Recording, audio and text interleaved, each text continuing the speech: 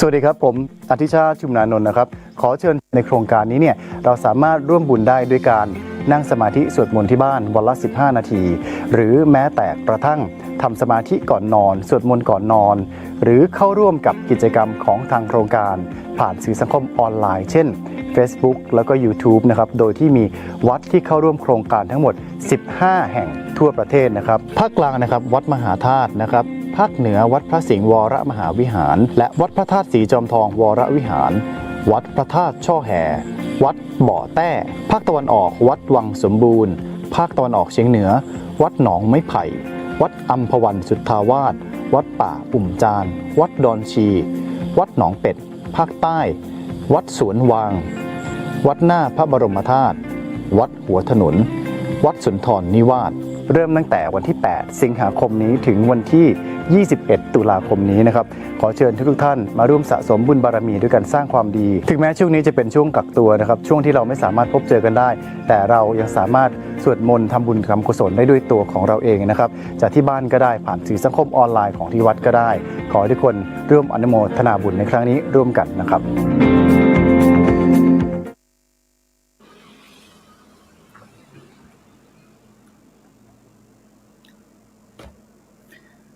บุญเป็นเงาเผ่าตามติดบุญเป็นมิตรในทุกที่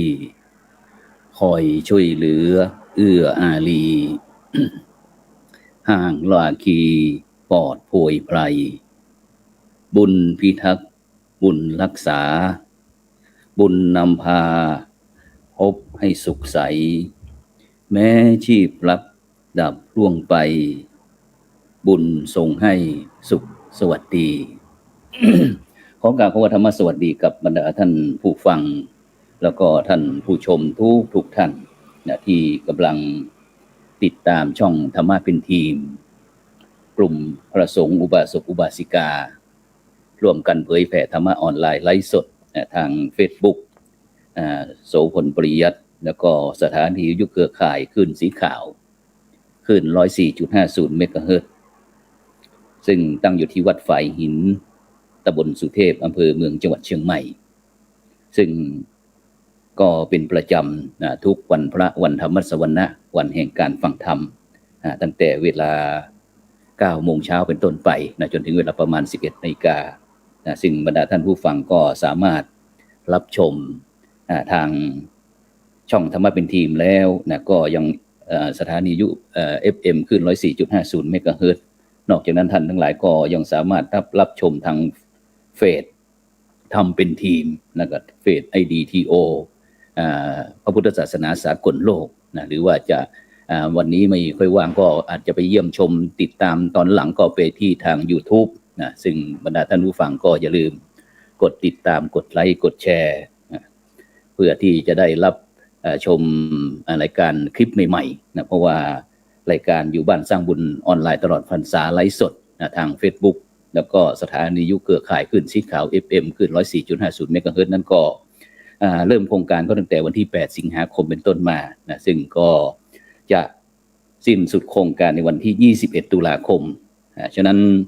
บรรดาท่านผู้ฟังทั้งหลาย ในวันพระหน้าวันพระหน้านี้ก็ทางโครงการกิจกรรมอยู่บ้านสร้างบุญตลอดพรรษาออนไลน์ไลฟ์สดทาง Facebook กับ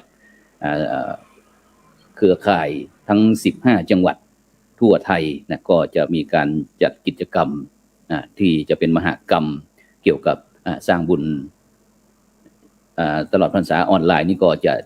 ส่วนกลางก็จะจัดที่วัดมหาธาตุยุวราชรังสิตเขตพระนครกรุงเทพมหานครส่วนนอกนั้นก็จะจัดตามจังหวัดต่างๆที่วัดพระสิงห์วรมหาวิหารนี่ก็เราก็เช่นเดียวกันเราก็จะมีการไลฟ์สดทาง Facebook ซึ่งก็จะเริ่มเวลาประมาณตั้งแต่ 9 นาฬิกาเป็นต้นไปอย่างเช่นวันนี้ซึ่งก็ในอาทิตย์หน้าวันพระหน้านั้นก็จะเริ่มตั้งแต่ 9 นาฬิกาเป็นต้นไปก็ช่วงเวลา 9 นาฬิกานั้นจนถึงเวลา 9 นาฬิกาครึ่งหรือว่า 9 โมงครึ่งก็จะรับสัญญาณการถ่ายทอดสดพิธีเปิดโครงการอยู่บ้านสร้างบุญตลอดพรรษาออนไลน์ที่วัดมหาธาตุยุวราชรังสิตกรุงเทพมหานครซึ่งก็จะมี อ่านางยุพาทวีวัฒนกิจบวรปลัดกระทรวงวัฒนธรรมก็จะเป็นประธานในพิธีหลังจากนั้นก็จะมีการไลฟ์สดรับชมจากภาคทั้งส่วนกลางแล้วก็เวลาตั้งแต่ 9 นาฬิกาเป็นต้นไปที่วัดพระสิงห์วรมหาวิหารนั้นก็มคณายกก็จะนำท่านทั้งหลายกล่าวคำรัตนาศิลป์หลังจากนั้นพระเดชพระคุณหลวงพ่อพระเทพสิงหวราจารย์ดร.รองเจ้าคณะจังหวัดเชียงใหม่เจ้าอาวาสวัดพระสิงห์วรมหาวิหารอำเภอเมืองจังหวัดเชียงใหม่ก็จะเป็นองค์แสดงพระธรรมเทศนาหลังจากที่แสดงพระธรรมเทศนาเสร็จพระสงฆ์ก็จะเจริญพุทธมนต์ถวายพรพระ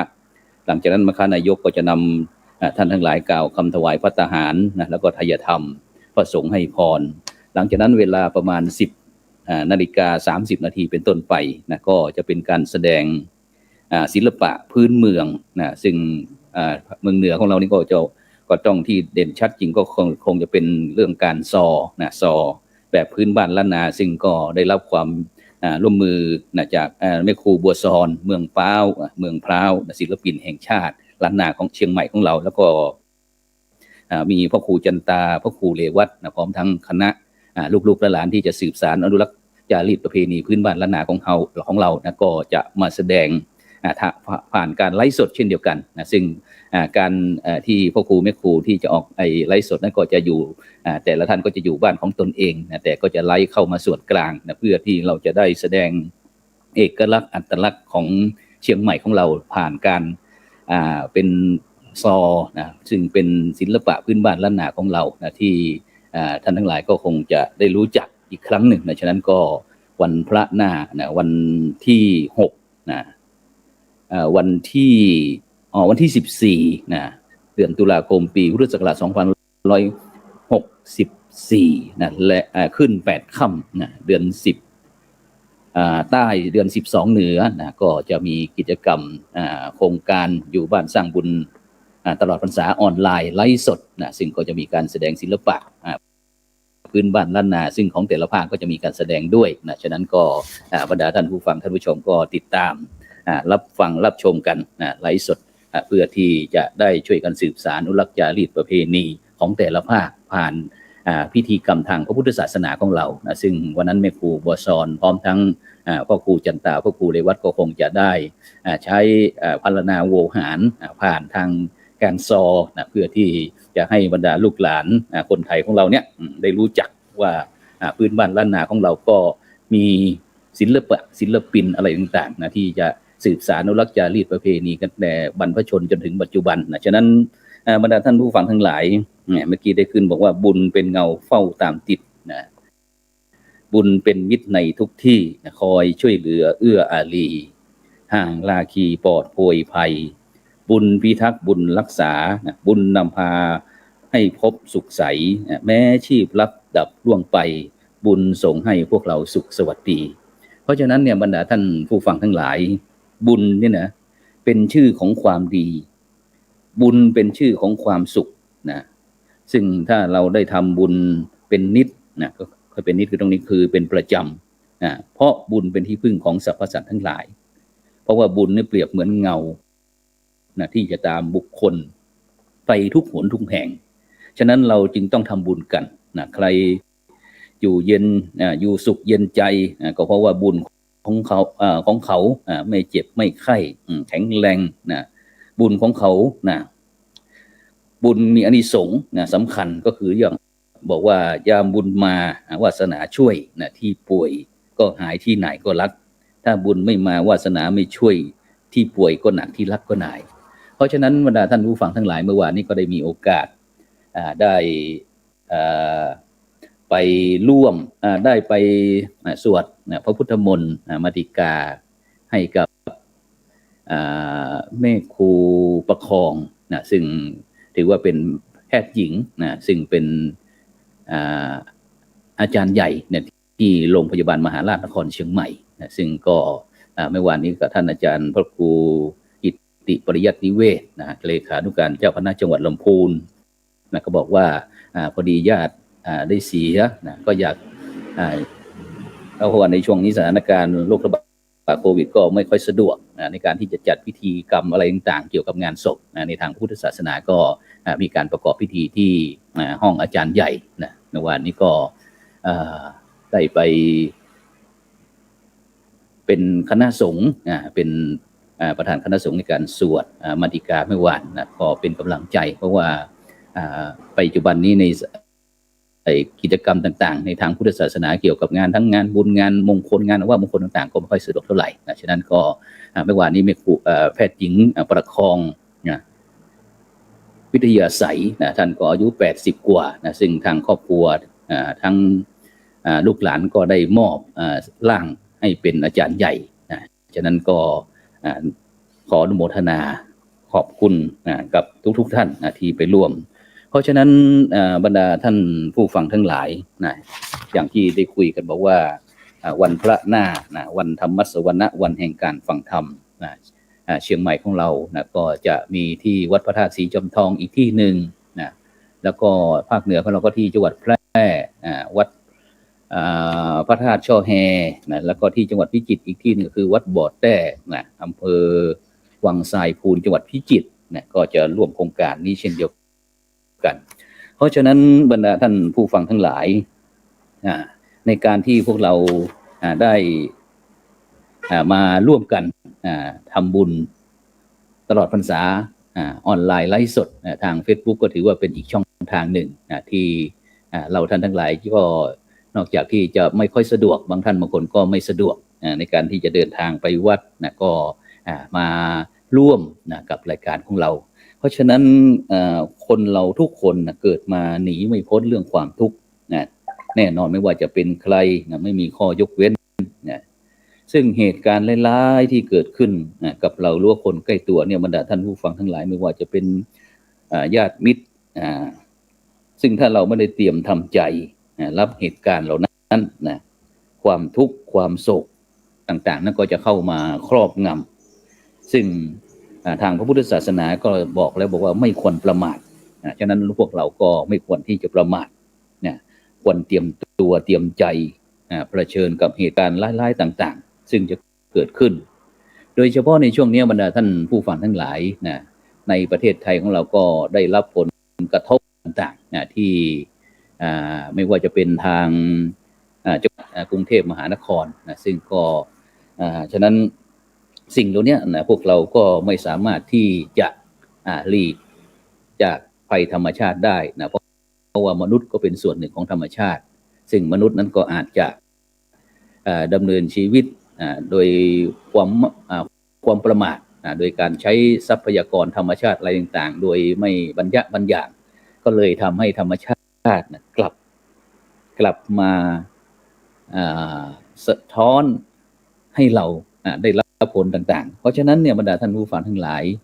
ในช่วงเทศกาลเข้าพรรษานี้หลายท่านหลายคนก็คงจะมีโอกาสได้ฝึกสติได้ฝึกสมาธิเพื่อที่จะทำใจให้สงบเมื่อเวลานั้นมาถึงวิธีการที่จะตัดทุกข์ออกจากใจของเรานั้นได้นั่นก็เราก็ต้องยอมรับความทุกข์เสียก่อนหรือว่าปัญหาทุกสิ่งทุกอย่างที่เกิดขึ้นแล้ววันหนึ่งเราไม่ได้ทำอะไรเลยมันก็เปลี่ยนแปลงแล้วมันก็จะหายไป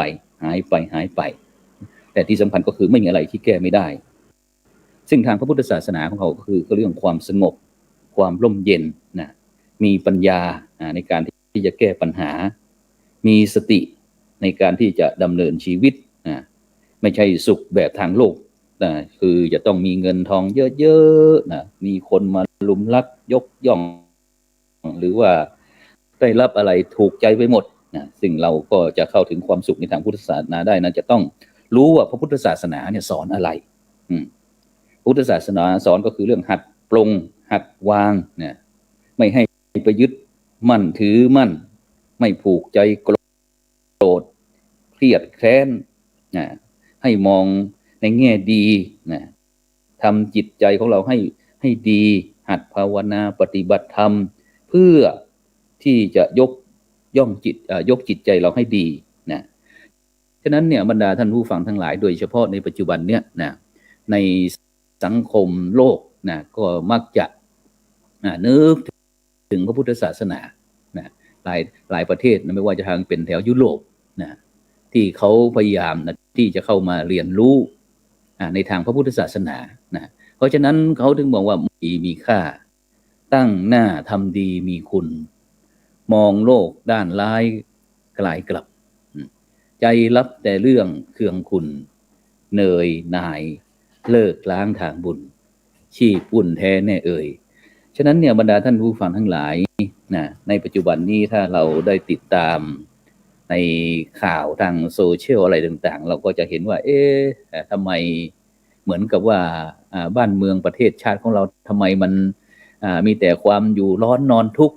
มีแต่เรื่องวุ่นวายไม่จบไม่สิ้นซึ่งเหล่านี้บรรดาท่านผู้ฟังทั้งหลายเวลาที่ถ้าเราไม่ได้ฝึกไม่ได้หัดไม่ได้เรียนรู้นะเวลามีเรื่องไม่สบายใจทุกข์ใจหรือว่ามีเหตุร้ายๆนะเกิดขึ้นกับเราเนี่ยซึ่งเราก็มักจะมุ่งหรือว่าจะพุ่งความสนใจไปที่เรื่องนั้นเหตุการณ์นั้นทุรนทุรายนะกับมันจนบางครั้งก็จนหลงลืมอะไรดีๆนะในชีวิตเราหลายอย่างนะไม่ว่ายกตัวอย่างในตอนนี้สมมุติว่าเราตกงานนะไม่มีรายได้นะเราก็กลัวว่าตัวเองจะอดตายนะจะมีหนี้สินท่วมตัวนะเราไม่ได้มองเลยว่าเรายังมีแขนมีขาครบ32ร่างกายก็แข็งแรงวิชาความรู้ในตัวนะของเราท่านทั้งหลายก็มากมายหรือว่าทรัพย์สมบัติที่เราเก็บหอมรอมริบก็ยังพอมีอยู่ยิ่งตอนนี้มีเรื่องหลายสิ่งหลายอย่างซึ่งอย่างที่เราท่านทั้งหลายนะพี่ประเทศเพื่อนบ้านใกล้เคียงก็พยายามที่จะเข้ามาเสี่ยงในประเทศไทยของเรานะแต่เนื่องจากที่ในสถานการณ์โรคระบาดนะโควิดระบาดก็ทำให้ทั้งผู้ที่กำลังจะมาแล้วก็ผู้ที่อยู่ภายในก็ต่างที่ระหวาดระแวงกันนะฉะนั้นสิ่งเหล่านี้บรรดาท่านผู้ฟังทั้งหลายประเทศไทยเราถือว่าโชคดีนะที่เกิดมาพบพระพุทธศาสนาในพระบรมโพธิสมภารนะของพระบาทสมเด็จพระเจ้าอยู่หัวนะซึ่งถึงแม้พวกเราถือว่าพวกเราลำบากแต่เพื่อนร่วมโลกของเราก็ยิ่งลำบากกว่านี้นะเขาลำบากกว่าเราเป็น10 เท่า20 เท่านะซึ่งบางครั้งจะเข้ามาในประเทศของเราก็เสี่ยงนะบางครั้งก็ต้องติดคุกติดตารางนะ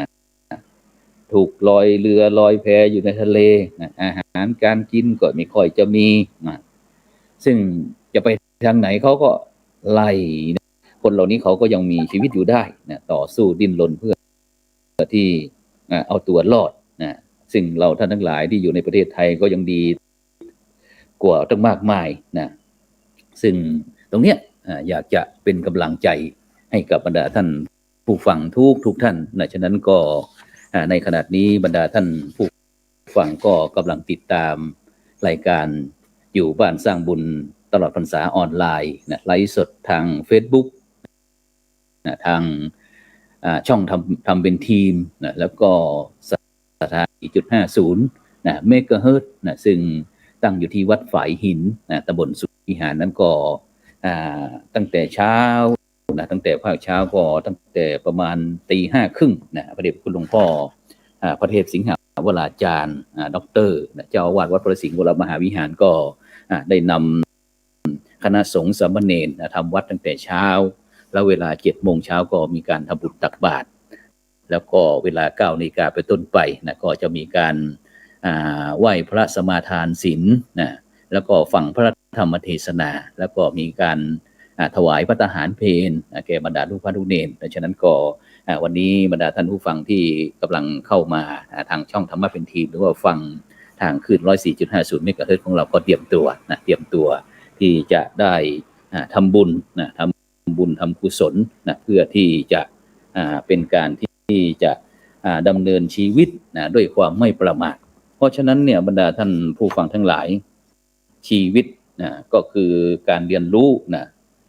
ผู้หลักผู้ใหญ่ที่มีอายุมากกว่าเรานะก็มักจะมีคำพูดคำสอนว่าเปรียบเทียบว่าอาบน้ำร้อนมาก่อนซึ่งก็หมายถึงมีประสบการณ์ผ่านร้อนผ่านหนาวผ่านฝนมาก่อนนะหรือว่ารู้หรือว่าคาดเดาว่าเหตุการณ์อะไรจะเกิดขึ้นนะแล้วก็รับมือได้อย่างไรจะรับมืออย่างไรนั่นก็หมายถึง เขาเหล่านั้นได้ผ่านการเรียนรู้ทั้งทุกข์ทั้งสุขสามารถที่จะมีการบริหารจัดการชีวิต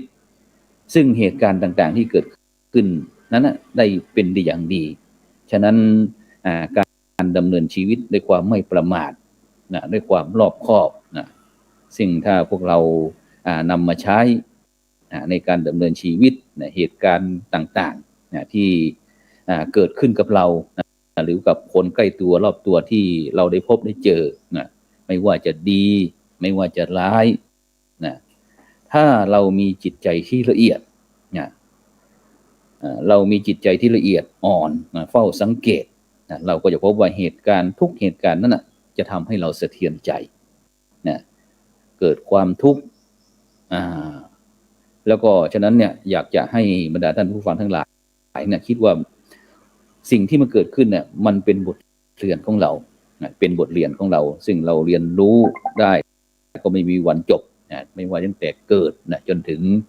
แก่แล้วก็เจ็บแล้วก็ตายมีคนบอกว่าคนฉลาดเรียนรู้จากประสบการณ์ของคนอื่นคนโง่บรรดาท่านผู้ฟังทั้งหลายที่มีเหตุมีผลก็จะทำให้เราไม่มีความโลภความโกรธความหลงโดยเฉพาะในปัจจุบันนี้เราจะเห็นคดีช่อโกงหรือว่าตกทองแล้วก็มีแก๊งคอลเซ็นเตอร์ที่คอยจะหลอกโทรไปนู่นโทรไปนี่โทรไปบอกว่าท่านอย่างนั้นอย่างนี้นะโชคดีนะได้รับรางวัลจากบริษัทของเราให้ท่านโอนส่งหน้าบัญชีแล้วก็บัตรประชาชนเข้ามาเพื่อที่จะได้โอนให้ท่านอย่างนี้เป็นต้นฉะนั้นถ้าพวกเราไม่รู้เท่าทันเล่ห์กลของแก๊งเหล่านี้กลุ่มเหล่านี้กลุ่มมิจฉาชีพต่างๆนี่ก็จะทำให้เราอาจจะตกเป็นเหยื่อฉะนั้นเวลาที่มีเรื่องไม่สบายใจมีความทุกข์กายทุกข์ใจหรือว่ามีเหตุการณ์อะไรกับเราฉะนั้นเราก็จะต้องได้นำหลักธรรมคำสอนต่างๆที่เราได้มีของดีๆที่บรรดาท่านผู้ฟังทั้งก็จะหวังว่าสักวันหนึ่งคงจะรวยอย่างที่วันที่1วันที่16เป็นวันความหวังแห่งชาติซึ่งก็ไม่รู้จะว่ายังไงเพราะว่าทุกคนก็ไม่มีความหวังก็อยากจะมีความหวังว่าครั้งหนึ่งในชีวิตเราน่าจะถึงแม้ว่าจะรู้เขาหลอกแต่ก็เต็มใจให้หลอกเพราะฉะนั้นในขณะนี้ทางบนพระวิหารหลวงที่วัดพระสิงห์วรมหาวิหารก็คงจะใกล้ที่จะได้เวลาในการที่จะทำกิจกรรมมีการแสดงเทศนาธรรมโคสิทธิ์ผู้ช่วยเจ้าอาวาสวัดพระสิงห์วรมหาวิหารก็จะเป็นองค์แสดงพระธรรมเทศนาซึ่งวันนี้เรื่องที่หลวงพ่อแสดงพระธรรมเทศนาเรื่องสมาธิกถาฉะนั้นก็บรรดาท่านผู้ฟังท่านผู้ชมก็เตรียมตัวที่เราจะได้เรียนรู้เพื่อที่จะได้นำไปประยุกต์ใช้ในการดำเนินชีวิตแต่ที่อยากจะมาประชาสัมพันธ์บอกกล่าวให้บรรดาท่านผู้ฟังได้รับทราบว่าวันพระหน้าซึ่งตรงกับวันที่14ตุลาคมปีพุทธศักราช2564ทางโครงการอยู่บ้านสร้างบุญตลอดพรรษาออนไลน์ไลฟ์สดทาง Facebook ก็จะได้จัดมหกรรมซึ่งก็ส่วนกลางก็จะจัดที่วัดมหาธาตุยุวราชรังสฤษฎ์แล้วก็ที่ภาคเหนือของเราก็ที่วัดพระสิงห์วรมหาวิหารที่วัดพระธาตุศรีจอมทองวรวิหารวัดพระธาตุช่อแฮจังหวัดแพร่แล้วก็วัดบ่อแต้จังหวัดพิจิตร4วัดด้วยกันภาคเหนือของเรานอกนั้นก็จะเป็นภาคเหนือภาคกลางภาคใต้ภาคตะวันออกหรือว่าภาคอีสานนั่นก็จะมีการแสดงนิทรรศการเช่นเดียวกันฉะนั้นก็อาทิตย์วันพระหน้าเราก็จะเวลาช่วงแต่ 9 นาฬิกาเป็นต้นไปจนถึงเวลาประมาณ 9 โมงครึ่งเราก็จะรับสัญญาณภาพทั้งเสียงจากวัดมหาธาตุยุวราชรังสฤษฎ์กรุงเทพมหานครซึ่งก็จะมีนางยุภาทวีวัฒนกิจบวรปลัดกระทรวงวัฒนธรรมก็จะเป็นประธานในพิธีเปิดกิจกรรมสร้างบุญตลอดพรร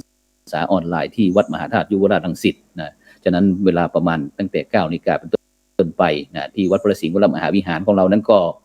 จะมีการแสดงพระธรรมเทศนานะซึ่งก็ได้รับความเมตตาจากพระเดชพระคุณหลวงพ่อพระเทพสิงหวราจารย์ดร.รองเจ้าคณะจังหวัดเชียงใหม่เจ้าอาวาสวัดนาแล้วก็มัคคานายกก็จะนำกล่าวถวายพระทหารนะพระทหารแล้วก็เวลา 10:30 นาทีเป็นต้นไปนะก็จะเป็นการแสดงศิลปะพื้นบ้านล้านนาของเรานะซึ่งก็ได้รับความเมตตาร่วมมือจากแม่ครูบัวซอนเมืองพร้าวศิลปินแห่งชาติพร้อมทั้งพ่อครูจันตาพ่อครูเรวัตนะก็จะทุกท่านครับ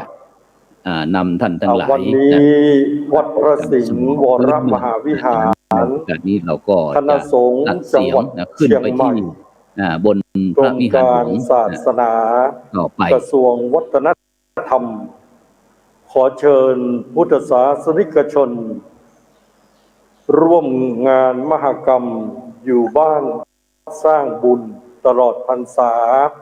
ออนไลน์โดยในวันนี้ก็จะมีการแสดงพระธรรมเทศนาโดยถ่ายทอดทาง Global Networks ไปทั่วโลกเพื่อให้พี่น้องศรัทธาสาธุชนทั้งที่อยู่ในพระวิหารหลวงวัดพระสิงห์วรมหาวิหารจังหวัดเชียงใหม่ประเทศไทยและพี่น้องที่อยู่ต่างประเทศก็จะได้รับฟังรับชมการถ่ายทอดในครั้งนี้ไปพร้อมเพียงกันเลยนะครับ Today is the Buddhist holiday of Buddhism. The hereafter, everyone is invited to listen to the Dhamma in the preaches by the Venerable พระครูสุริธรรมโคสิทธิ์ the assistant of the abbot of วัดพระสิงห์วรมหาวิหารเชียงใหม่ Thailand. Merit the making ceremony. Thank you. กับและในวันนี้เช่นเดียวกันนะครับ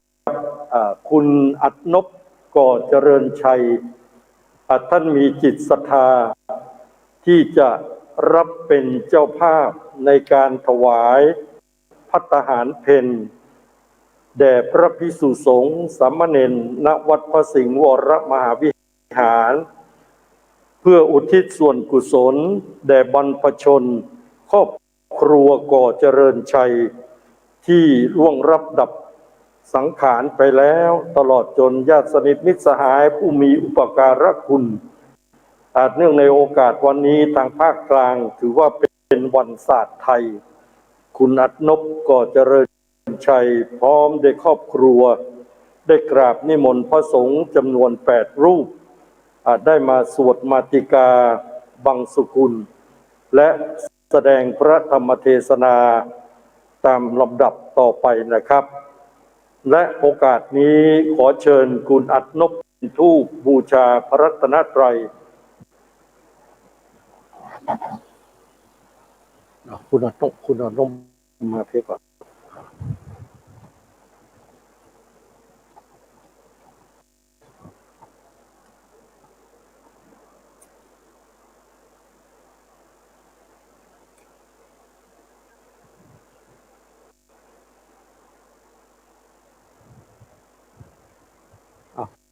มาจุดเชื่องทองน้อย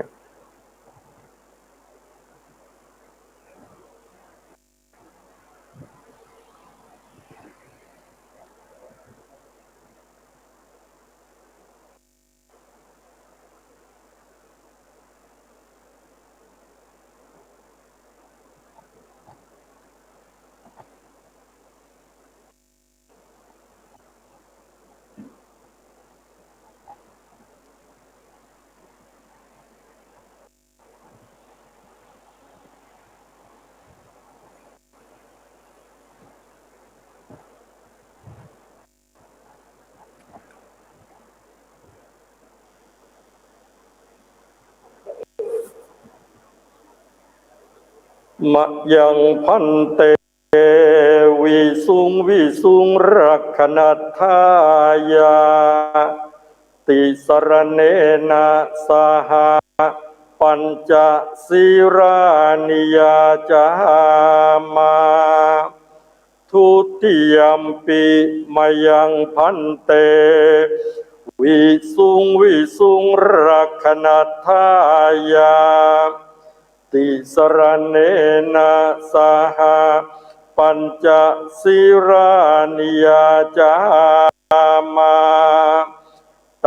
ติยมปิมายังพันเตวิสุงวิสุงรักขณทายาติสรเนนะสหปัญจศีรานิยาจามานะโมตัสสะภะคะวะโตอะระหะโตสัมมาสัมพุทธัสสะนะโมตัสสะภะคะวะโตอะระหะโตสัมมาสัมพุทธัสสะนะโมตัสสะภะคะวะโตอะระหะโต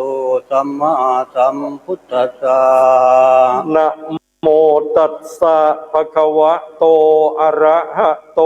สัมมาสัมพุทธัสสะนะระหะนะโมตัสสะภะคะวะโตอะระหะโตสัมมาสัมพุทธัสสะพุทธังสรณังคัจฉามิพุทธังสรณังคัจฉามิ ธัมมังสรณังคัจฉามิ ธัมมังสรณังคัจฉามิ สังฆังสรณังคัจฉามิสังฆังสรณังคัจฉามิ ทุติยมปิพุทธังสรณังคัจฉามิทุติยมปิพุทธังสรณังคัจฉามิทุติยมปิธัมมังสรณังคัจฉามิทุติยมปิธัมมังสรณังคัจฉามิทุติยมปิสังฆังสรณังคัจฉามิทุติยมปิสังฆังสรณังคัจฉามิตติยมปิพุทธังสรณังคัจฉามิตติยมปิพุทธังสรณังคัจฉามิตติยมปิธัมมังสรณังคัจฉามิตติยมปิธัมมังสรณังคัจฉามิตติยมปิสังฆังสรณังคัจฉามิตติยมปิ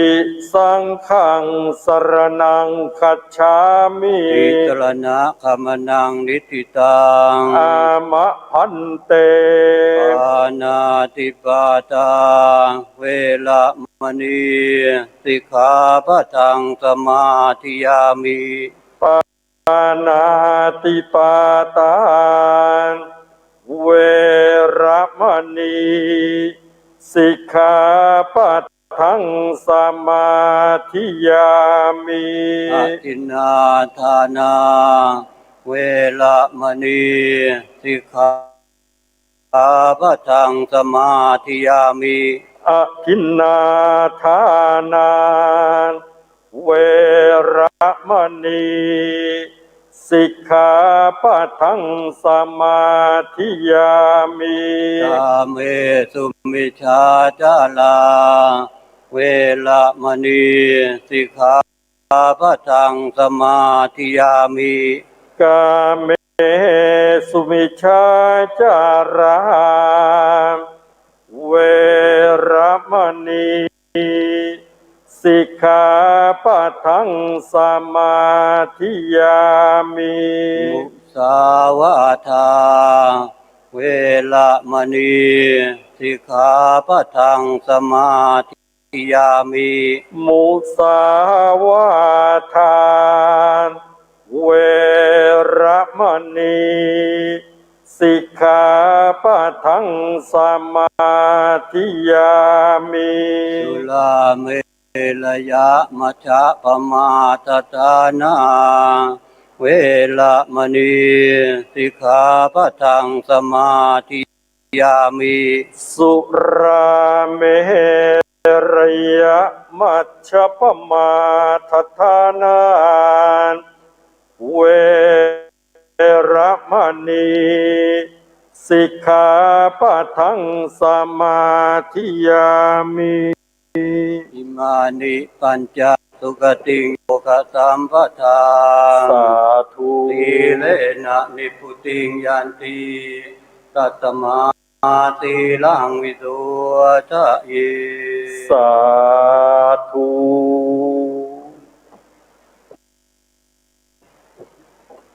ความมหาจโรกาธิปติสหัมปติกัลอัญชรีอันทิวรังยาจทาสันติทะสัตตาปรชคชาติกาเทเสตุธัมมังอนุกัมปิมังปะชา นะโมตัสสะภะคะวะโตอะระหะโตสัมมาสัมพุทธัสสะนะโมตัสสะภะคะวะโตอะระหะโตสัมมาสัมพุทธัสสะนะโมตัสสะภะคะวะโตอะระหะโตสัมมาสัมพุทธัสสะจตุถะสมาธิจาตติยสมาธิทุติยสมาธิจาปฐมสมาธิจาอานาปานสติติณบัดนี้อาตมาภาพจะได้แสดงพระธรรมเทศนาพรรณนาศาสนธรรมซึ่งเป็นคำสอนในทางพระพุทธศาสนาเพื่อภูมิสติปัญญาญาติโยมสาธุชนที่อยู่ในวิหารหลวงวัดสิงห์วรมหาวิหารอำเภอเมืองจังหวัดเชียงใหม่พร้อมด้วยญาติโยมที่อยู่ทางบ้านโลกมหาสารธรรมวันนี้วันพุธที่6ตุลาคม2564แรม15ค่ำกาลปักวันเช่นนี้แหละญาติโยมสาธุชนทั้งหลายได้พากันเข้าวัดให้ทานรักษาศีลเจริญภาวนาของตนเป็นอันดีแล้วเบื้องหน้าต่อนนี้ไปก็จะได้ฟังกระแสพระธรรมเทศนาที่อาตมาภาพยกขึ้นเป็นนิเขปบทเบื้องต้นว่าอานาปานสติการกำหนดลมหายใจเข้าออกพุทโธพองหนอยุบหนอสัมมาละหังอานาปานสติเหมือนสนามที่ฝึกบอลก็ดีหรือเหมือนพเนียดที่เขาฝึกช้างก็ดีอานาปานสติก็ฝึกจิตเพื่อฝึกจิตจะไปใช้งานแล้วฝึกช้างม้างัวควายก็เพื่อจะไปใช้งานแล้วฝึกจิตอานาปานสติคือกำหนดลมหายใจเข้าออกพองหนอยุบหนอสัมมาละหังแล้วแต่หลวงพ่อฤาษีลิงดำท่านใครไปสู่สำนักท่านท่านจะไม่ยึดว่าต้องพองหนอยุบหนอหรือสัมมาละหังหรือพุทโธทำยังไงก็ได้นะทำให้จิตสงบทำให้จิตนิ่งทำให้จิตไม่ฟุ้งซ่านทำให้จิตทรงตัวหรือทำให้จิตมีพลังเมื่อจิตมีพลังแล้วจิตสงบแล้วสามารถที่จะไปใช้งานอะไรก็คือเจริญปฐมสมาธิปฐมแปลว่าเบื้องต้นเช่นอย่างโยมจะได้ฟังธรรมนี่ก็โยมก็ภาวนาแล้วหายใจเข้าออกให้นะภาวนาแล้วนี่เรียกว่าปฐมเบื้องต้นสมาธิเป็นที่ตั้งของอารมณ์สมถกรรมฐานตัวตั้งกรรมฐานปฐมสมาธิมีองค์5หรือมีฐาน5ฐานที่1คือวิตกแปลว่ายกจิตขึ้นสู่อารมณ์ด้วยสัมมาสติไม่ปล่อยให้จิตฟุ้งซ่านไปนี่เรียกว่าวิตกวิจารณ์2วิจารณ์แปลว่าวิจารณ์ประคับ ประคองอารมณ์ให้แส่ไปสู่อารมณ์ภายนอกรู้อยู่รู้อะไรรู้เจตสิกเจตสิกคืออะไรเจตสิกคืออารมณ์ที่เกิดกับใจอารมณ์ดีอารมณ์ร้ายอารมณ์สุขอารมณ์ทุกข์อารมณ์ที่เป็นบุญอารมณ์ที่เป็นบาปอารมณ์ที่เป็นกุศลอารมณ์ที่เป็นอกุศลเกิดที่ไหนเกิดที่จากเจตสิกก็คือใจอารมณ์ที่เกิดกับใจบุญบาปกุศลอกุศลดีชั่วก็เกิดตรงนี้เพราะนั้นญาติโยมสังเกตว่าเจตสิกคืออารมณ์ที่เกิดกับใจรู้อยู่กับอะไรอยู่กับปัจจุบันขณะอยู่ปัจจุบันขณะเช่นเรากำหนดลมหายใจเข้าออกที่เหนือสะดือ2 นิ้วหายใจเข้าพองก็เรียกพองเนาะหายใจออกก็ยุบเนาะอารมณ์อยู่กับปัจจุบันหรือเมื่อทำไปนานๆเมื่อยนะใจเมื่อยเปล่าไม่รู้นะกายเมื่อยแล้วก็ย้ายฐานอารมณ์ที่เอาไว้ปลายจมูกก็ไม่ต้องหนอแล้วหายใจเข้ายาวก็รู้ว่าหายใจเข้ายาวหายใจออกยาวก็รู้ว่าหายใจออกยาวหายใจเข้าสั้นก็รู้ว่าหายใจเข้าสั้นหายใจออกสั้นก็รู้ว่าหายใจออกสั้นอันนี้เรียกว่าอารมณ์วิจารณ์ปี3ปีติความอิ่มใจความปลื้มใจความดีใจเพราะกิเลสไม่สามารถมารบกวนจิตใจได้กิเลสคืออะไรกิเลสคือเครื่องเศร้าหมองทำให้จิตใจเศร้าหมองขุ่นมัวเล่าร้อนฟุ้งซ่านนี่คือกิเลสมี3ระดับด้วยกันกิเลสอย่างหยาบกิเลสอย่างกลางกิเลสอย่างละเอียดคือเรียกว่ามี3ประการที่1กิเลสอย่างหยาบกิเลสอย่างหยาบมันแสดงออกทางกายทางวาจาเช่นการฆ่า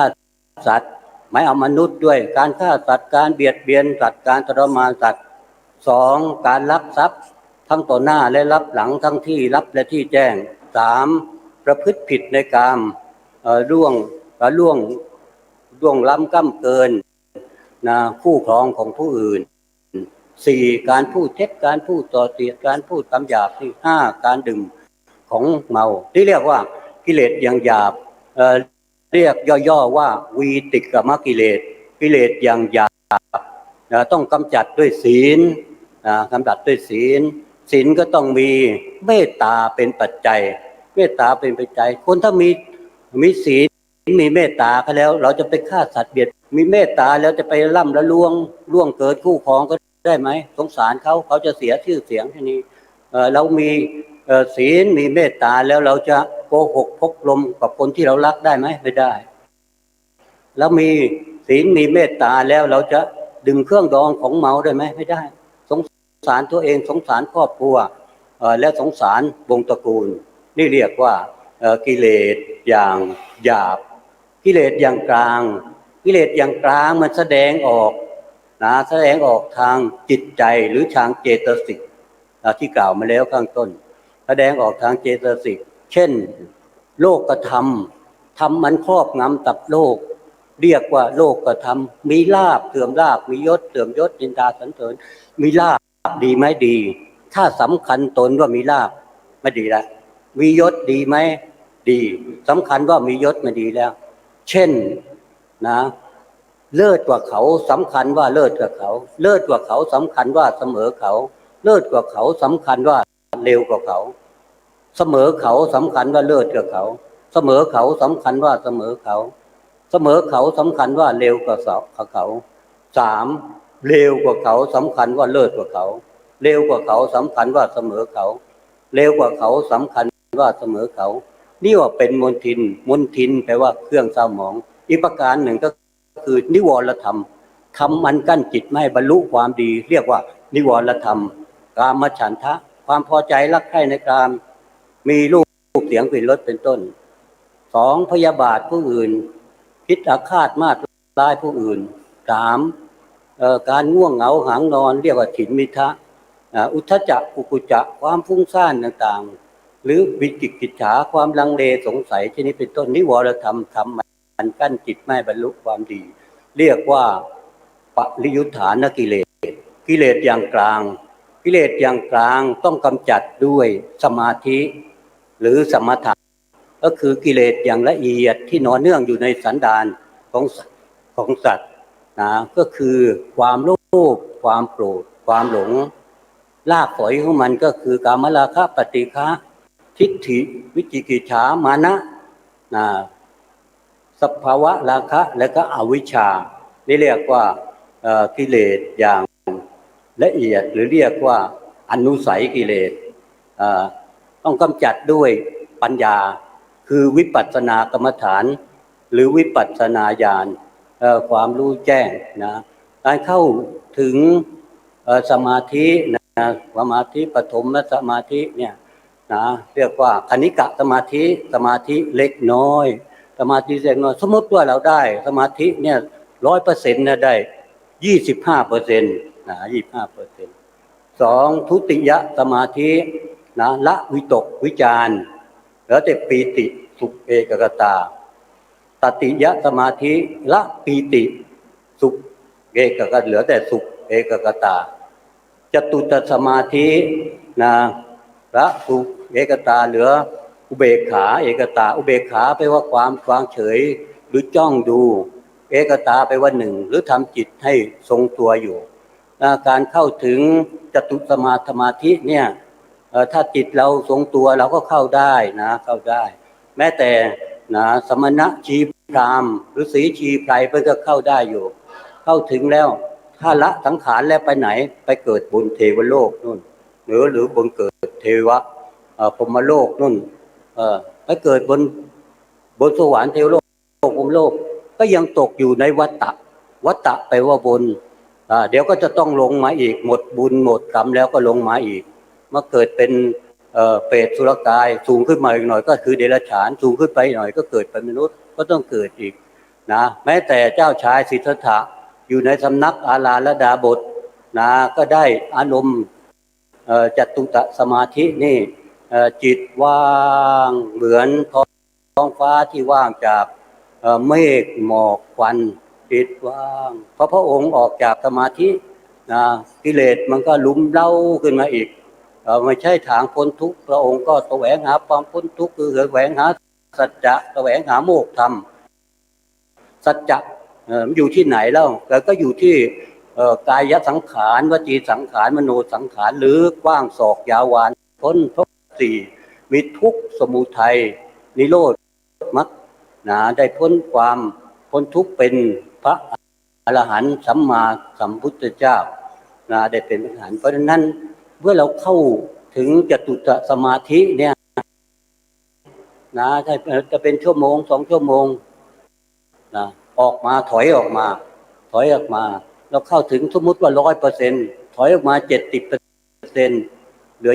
25% ถอยออกมาอีกเหลือ 50% ถอยออกมาอีกเหลือ 25% อารมณ์ของสมถะ 25% หรือเหมือนเท่ากับที่เราเข้าปฐมสมาธินั่นเองแล้วเหลือนั่นไปไหนอีก 75% เราก็ใช้ปัญญาแล้วทีนี้ต้องใช้ปัญญาวิปัสสนากรรมฐานหรือวิปัสสนาญาณใช้ปัญญาพิจารณาถามตัวเองที่เราคือใครมาจากไหนกำลังทำอะไรถูกต้องไหมนะใช้ปัญญาพิจารณาปุพเพนิวาสานุสติญาณนะการระลึกนะชาติได้หลายๆชาติหลายๆภพนะอย่างจะองค์สมเด็จพระสัมมาสัมพุทธเจ้าหรือพระอรหันต์แต่เราไม่สามารถจะระลึกชาติขนาดนั้นได้นะลึกด้านได้ให้ระลึกสั้นเช่นสักคืบหนึ่งเนี่ยเมื่อวานเนี่ยเราทำอะไรเรารู้เมื่อวานนี้เป็นอตีตังปยานเป็นอดีตไปแล้ววันนี้เป็นปัจจุบันเราลึกได้พรุ่งนี้นะเราก็สามารถจะลึกได้ทำอะไรคิดถ้ายาวไปหน่อยก็คือเป็นศอกเมื่อเดือนที่แล้วเราทำอะไรเดือนนี้เราทำอะไรเดือนหน้าเราจะทำอะไรเราสามารถจะรู้ได้เดือนหน้าเราจะไปรู้ด้วยสัญชาตญาณคิดถ้ายาวเป็นวายหน่อยก็คือเมื่อปีที่แล้วปีนี้เราทำอะไรเราจะทำอะไรเราจะไปเรียนหนังสือเมืองนอกปีหน้านะหรือเราจะไปเที่ยวนะเราก็สามารถจะรู้ได้นะเราจะรู้ได้เพราะฉะนั้นเราคือใครมาจากไหนเราไม่ได้เกิดมาจาก นะกระบอกไม้ไผ่เราเกิดมาจากท้องแม่นะการเข้าท้องพ่อแม่ท่านผู้รู้ท่านบอกว่าเหมือนน้ำล้างเนื้อนะต่อมาก็เกิดเป็นปัญจสาขาคือศีรษะคือมือสองเท้าสองเป็นปุ่มขึ้นมาแล้วก็ใหญ่โตขึ้นมานั่งหดดูเขาว่างั้นนะแล้วก็เมื่อครั้นแก่ขึ้นมาแล้วก็นะครั้นแม่ก็จะคลอดจะคลอดเนี่ยนะเด็กอยู่ในท้องนั่งเหมือนอยู่บนฟูกนะในมดลูกหรือมีน้ำสระว่ายน้ำเพราะงั้นคือน้ำคร่ำเพราะเด็กจะคลอดออกมาเนี่ยถ้าคลอดมาพร้อมกับน้ำคร่ำเนี่ยถ้าน้ำคร่ำแตกนะเด็กจะอาจจะไม่รอดเพราะสำลักน้ำคร่ำจะออกมาก่อนเสร็จแล้วเป็นหลักวิทยาศาสตร์เองนะพอออกมาแล้วก็ลมมันก็เข้าไปแม่ก็มีลมเบ่งก็ไม่ลมเบ่งก็นะเด็กก็คลอดออกมาเมื่อคลอดออกมาพระองค์ทรงตรัสว่าชาติปิทุกขาการเกิดเป็นทุกข์นะเหมือนเราอยู่ในห้องนะอากาศหนาวลบ-0 องศาเลยนะเราอยู่ในห้องฮีตเตอร์เมื่อเราออกมาจากห้องนะมันก็เป็นปัจจัยแห่ง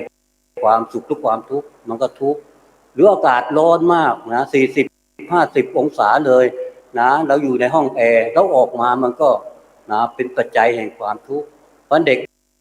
ยังผิวบางอยู่คลอดมาก็เป็นปัจจัยแห่งความทุกข์นะคลอดมาแล้วก็พยาบาลหรือหมอตำแยอาตมานี่คลอดจากหมอตำแยก็อาบน้ำอาบท่าผ้าผมพอดีพ่อแม่ก็เอาน้ำผึ้งใส่ภาชนะแล้วก็ใส่สำลีหยอดใส่ปากให้ดูจุ๊บๆวะอีกแล้วนะเป็นปัจจัยแห่งความสุขหรือความทุกข์นะพอดึกดื่นขึ้นร้องอีกแล้วนะพ่อแม่ก็มาดูโอ้ถ่ายปัสสาวะอุจจาระเต็มก้นหมดเช็ดถูดีๆเอาผ้าชุบน้ำเช็ดให้ทุกเบาลงไปนอนหลับแต่ทั้งแจ้งเลยลูกคนไม่ใช่ลูกควายมัน2 ชั่วโมง 3 ชั่วโมงมันก็ลุกยืนขึ้นได้แล้วนะธรรมชาติมันก็หานมหาอะไรกินได้แล้วแต่ลูกคนนี่จากวันเป็นเดือนจากเดือนเป็นปีจากปีเป็นหลายปีนอนทับอุจจาระปัสสาวะทุกข์ทั้งพ่อทั้งแม่ทีนั้นนี่ความทุกข์นะพระองค์ทรงตรัสว่านะสภาวะทุกข์เพราะความเกิดทุกข์เพราะความเจ็บทุกข์เพราะความแก่ทุกข์เพราะความตายเรียกว่าสภาวะทุกข์2ปกิณกะทุกข์จรมาบางครั้งบางคราวความเศร้าโศกความเสียใจความไม่สบายกายความไม่สบายใจความเสียของรักของใจนะเช่นนี้เป็นต้นเรียกว่าปกิณกะทุกข์3นิพพัตทุกข์เนืองนิดหรือทุกข์เป็นเจ้าเรือนทุกข์เพราะหนาวร้อนหิวก็หายนะเช่นอย่างเราบอกเดี๋ยวไปปลดทุกข์หน่อยนะเดี๋ยวทุกข์4ทุกข์เพราะถูกไฟเผาลนเรียกว่าสันตาปทุกข์ทุกข์เพราะถูกไฟเผาลนคือราคะคิไฟคือราคะโทสะคิคือไฟคือโทสะโมหะคิคือไฟคือโมหะเผาลนอยู่ตลอดเวลาทุกประการสุดท้ายก็คือทุกขันคือทุกรวบยอดทุกขันธ์5คือรูปเวทนาสัญญาสังขารวิญญาณเป็นทุกข์ยะถาหาเวปัญจขันธาขันธ์5มันหนักเนิ่นมันเป็นทุกข์เนี่ยขันธ์5เป็นทุกข์พระอริยเจ้าท่านได้เรียนรู้และพิจารณาถูกขันธ์5คือรูปเวทนาผู้กินเราอยู่นะแม้แต่อดีตนะเราก็ถูกขันธ์5หรือรูปเวทนาสัญญาสังขารวิญญาณมันบดเคี้ยวกินเรานะถ้าเรายังนะเพลิดเพลินยินดีนะชื่นชมอยู่ในขันธ์5รูปเวทนาสัญญาสังขารวิญญาณแล้วอนาคตเราก็จะถูกรูปเวทนาสัญญาสังขารวิญญาณขันธ์5เคี้ยวกินตลอดไปญาติโยมสาธุชนทั้งหลายนะทั้งหลายเพราะนั้นเราท่านผู้ใดใครผู้หนึ่งนะยังยึดติดอยู่หรือสมุทัยยึดติดอยู่นะยึดติดอยู่ในขันธ์5ก็ดี นะยึดติดอยู่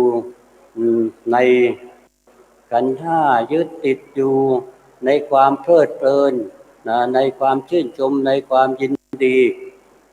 กับธาตุสี่อายตนะภายในอายตนะภายนอกหรือขันธ์ห้าหรือเจตสิกก็ดีนะในรูปของความคิดนะจิตก็จะขุ่นมัวจิตก็จะเศร้าหมองจิตของผู้นั้นก็จะไม่ประตูนิรันดร์ก็จะไม่เปิดผู้รู้ผู้ตื่นผู้เบิกบานก็จะไม่ปรากฏนะมรรคผลนิพพานก็จะไม่เปิดเพราะนั้นท่านผู้ใดใครผู้หนึ่งสมุทัยนิโรธความดับทุกข์ไม่ยึดติดนะยึดถือในอุปาทานอยู่กับนะธาตุสี่อายตนะภายในอายตนะภายนอกขันธ์ห้าหรือเจตสิกในรูปของความคิดแล้วความสะอาดความสว่างความสงบก็จะเกิดกับผู้นั้นประตูนิรันดร์ก็จะเปิดผู้รู้ผู้ตื่นผู้เบิกบานก็จะปรากฏประตูมรรคผลนิพพานก็จะเปิดขึ้นประตูมรรคผลนิพพานประตูเล็กๆคือสัมมาสติก็จะเปิดก็คือสังคตธรรมอสังคตธรรมธรรมอันไม่มีปัจจัยปรุงแต่งเรียกว่าอสังคตธรรมพระอริยเจ้าเรียกว่าโลกุตตรธรรมธรรมอันเป็นวิสัยพ้นวิสัยของโลกญาติโยมสาธุชนทั้งหลายพระองค์ทรงตรัสว่าแม้แต่พระองค์จะไม่ได้มาอุบัติเกิดขึ้นในโลกนี้หรือจะมาอุบัติเกิดขึ้นในโลกนี้ก็ตามธรรมะหรือธรรมชาติมันมีประจำอยู่แล้วเพียงแต่พระองค์มาหงายของที่คว่ำให้เห็นว่าอะไรเป็นไรอันนี้คือสุขอันนี้คือทุกข์อันนี้คือบุญอันนี้คือบาปอันนี้คือกุศลอันนี้คืออกุศลอันนี้คือเปลือกอันนี้คือกระพี้อันนี้คือแก่น 84,000 พระธรรมขันธ์เราไม่สามารถจะจำได้หมดเลือกเอามาใช้กับจริตของบุคคลนั้นเลือกเอามาใช้ธรรมะก็มีเปลือกมีกระพี้มีแก่นเช่นต้นไม้เราเห็นต้นไม้ก็เป็นธรรมชาติของต้นไม้มีต้นมีกิ่งก้านใบดอกผลสิ่งสำคัญที่สุดก็คือมีเปลือกมีกระพี้หรือมีแก่นนะเพราะนั้นเราอยากได้ไม้จะเอาเปลือกออกนะอยากได้กระพี้หรือแก่นมันเราก็ต้องเอาเปลือกออกก็ต้องใช้ขวานใช้มีดนะกระเทาะออกแล้วก็เทาะออกแต่ธรรมะคือเปลือกกระพี้แก่นมันอยู่ที่ไหนนะเปลือกของธรรมะหุ้มห่อธรรมะอยู่ก็คือได้อธิบายไปข้างต้นแล้วก็คือวีตมะกิเลสอย่างหยาบนั่นคือก็เปลือกตัดลักทรัพย์อะไรต่างๆที่นี้เป็นต้นนะเป็นเปลือกเพราะนั้นเราก็จะเอามีดเอาค้อนมากระเทาะออกไม่ได้เราก็ต้องใช้ศีลกระเทาะออกนะกระเทาะออกมาใช้ศีลกระเทาะออกแล้วก็ศีลก็มีเมตตาด้วยผู้ที่ฆ่าสัตว์ลักทรัพย์ต้องเดือดเนื้อร้อนใจเรียกว่าวิปฏิสารเพราะติดคุกติดตารางแต่ถ้าเรามีศีลมีเมตตาธรรมแล้วเราก็ไม่ต้องวิปฏิสารเดือดเนื้อร้อนใจเรียกว่าสุขอะไรศีลยะสุขประการที่สองก็คือกับพี้มันไม้มีกับพี้ที่คุมห่อคืออะไรปริยุทธานกิเลสอย่างกลางก็คือดังที่กล่าวมาแล้วนะแสดงออกคืออะไรโลกธรรมนะโลกธรรมวิลาภตึกยาพนะหรือนิวรธรรมนั่นนะเราจะกระเทาะออกด้วยมีดด้วยขวานไม่ได้หรือด้วยศีลไม่ได้แล้วเราก็ต้องกระเทาะออกด้วยสมาธิหรือเรียกว่าสมถกรรมฐานต่อไปกิเลสอย่างละเอียดที่นอนเนื่องอยู่ในสันดานเนื่องดานนะเพราะนั้นเราเรียกว่าอนุสัยกิเลสนะความโลภความโกรธความหลงหรือความช้าทิฏฐิต่างๆเราต้องกระเทาะด้วยปัญญา ปัญญาหรือวิปัสสนากรรมฐานหรือวิปัสสนาญาณเพราะนั้นเราก็เทาะกิเลสอย่างละเอียดแล้วจะได้อะไรก็ได้วิมุตติสุขวิมุตติสุขเราก็เทาะเปลือกออกได้สินยสูขกระพี้กระเทาะกระพี้ออกเรียกได้สมาธิสุขกระเทาะกิเลสอย่างละเอียดออกแล้วได้วิมุตติสุขวิมุตติสุขถึงความหลุดพ้นก็คือโลกุตตรธรรมนั่นเองเพราะนั้นขอฝากธรรมะนี้พระญาติโยมเพราะธรรมะก็ทำนั่นเองเพราะเราก็พระองค์เห็นว่ายังมีคนมีเมตตาธรรมพรหมวิหารธรรมนั่นเองก็ยังเปรียบเหมือนบัวสี่เหล่าสามารถที่จะได้แสดงได้เพราะนั้นเราจะไปลงน้ำลึกๆเลยไม่ได้เราก็ลงน้ำตื้นๆไปก่อนถึงจะได้ลึกได้เราจะไปเอาแก่นเลยไม่ได้เราก็ต้องค่อยๆปอกเปลือกไปเพราะฉะนั้นเมื่อเราก็ค่อยๆทำไปเบื้องต้นอะไรเจริญอานาปานสติกำหนดลมหายใจจิตก็จะสงบสะอาดสว่างขึ้นเมื่อได้มาแล้วก็เข้าปฐมสมาธิบางที่เป็นเรียกว่าฌานปฐมฌานทุติยฌานเนี่ยฌานแปลว่าความอย่างรู้เพราะนั้นเราก็เข้าสมาธิอย่าไปเข้าลึกเข้าลึกอยู่เป็นบางคนนี่ไปนั่งสมาธิเป็นวันๆเลยก็โง่อยู่วันนั้นโง่ทั้งวันน่ะแต่ว่าดีไหมถามว่าดีแต่มันไม่ใช่ทางพ้นทุกข์ตายไปเปิดเป็นพรหมโลกดีไหมก็ดีเดี๋ยวก็ต้องตกอยู่ในวัฏฏะเวียนว่ายตายเกิดมาแล้วไม่ยกเปอร์เซ็นต์ที่ทำอยู่คู่กันโยมบางคนก็ฉันเจริญสมถะมันก็จะเป็นมันเหมือนมือกับมือสองข้างมันต้องอาศัยซึ่งกันและกันถ้าเราไม่อาศัยสมถะแล้ว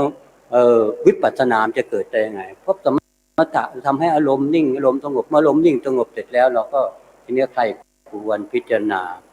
ถึงเรื่องไตรลักษณ์อันนี้จะตาทุกขตาอนัตตาต้องเข้าให้ถึงไตรลักษณ์ให้ได้นะเพราะนั้นเนื้อหาสาระธรรมวันนี้อิมินาสกาเลนะอาตมาภาพขอฝากเนื้อหาสาระธรรมแก่ท่านผู้รู้ทั้งหลายท่านผู้ใคร่ในธรรมทั้งหลายได้ไปพินิจพิจารณาสมสมัยได้เวลาแล้วขอยุติไว้เพียงแค่นี้เอวังก็มีด้วยประกาศนี้สาธุอหังพุทธันจะธัมมันจะสังฆันจะสรณังคโตอุปาสกัตตังเทเสสิงภิกขุสังคัสสะสัมมุขาเอตังเมสรณังเขมังเอตังสรณะมุตตมังเอตังสรณะมาคัมมะสัพพทุกขาปะมุจเจเยยะถาพรังจริยาหังสัมมาสัมพุทธศาสนังทุกขนิสนาคเตกายเยนวาจายวเจตสาวาพุทเทกุกัมมังปกตังมะยายังพุทโธปฏิคันหาตุอัจจยันตังการันตเรสังวริตุงวะพุทเทกายเยนวาจายวเจตสาวาธัมเมกุกัมมังปกตังมะยายังธัมโมปฏิคันหาตุอัจจยันตังการันตเรสังวริตุงวะธัมเมกายเยนวาจายวเจตสาวาสังเคกุกัมมังปกตังมะยายังสังโฆปฏิคันหาตุอัจจยันตังกาลันตเรสังวริตุงวะสังเคศรัทธาสาธุชนทุกท่านได้สดับพระธรรมเทศนาซึ่งโปรดเมตตาแสดงโดยท่านพระครูสุริธรรมโคสิทธิ์ผู้ช่วยเจ้าอาวาสวัดพระสิงห์จบลงเป็นที่เรียบร้อยแล้วนะครับลำดับตอนนี้ไปจะได้ถวายจตุปัจจัยทายธรรมบูชากันเทศลำดับแรกขอเชิญคุณอัดนพก่อเจริญชัยครับได้ถวายผ้าไตรพร้อมด้วยจตุปัจจัยทายธรรมซึ่งในวันนี้ถือว่าเป็นกรณีพิเศษคุณอัดนพท่านได้มาร่วมบำเพ็ญบุญบำเพ็ญกุศลเพื่ออุทิศแด่บรรพชนครอบครัวก่อเจริญชัยที่ได้ร่วงลับดับสังขารไปแล้วนะครับ ตรงกับวันนี้ภาคกลางก็เป็นวันศาสตร์ไทยเอาขอเชิญญาติโยมศรัทธาสาธุชนทุกท่านกับเอาแม่ครูประเคนเป็นตัวแทนของพี่น้องศรัทธาสาธุชนด้วยนะครับท่านที่จะถวายจตุปัจจัยบูชากันเทศขอเชิญเลยนะครับ Dhamma preaching is over. Thank you. From start to finish today, on behalf of Wat Prasing Wara Mahavihar, Chiang Mai, Thailand, we wish all viewers at home to be happy forever. See you again on the next Buddhist holiday. Thank you.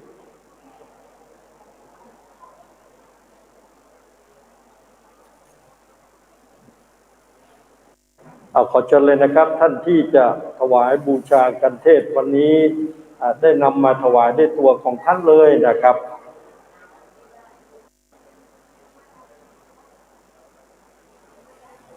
หลังจากนี้ต่อไปพระสงฆ์จำนวน8รูปจะได้สวดมาติกาบังสุกุลตามลำดับต่อไปครับ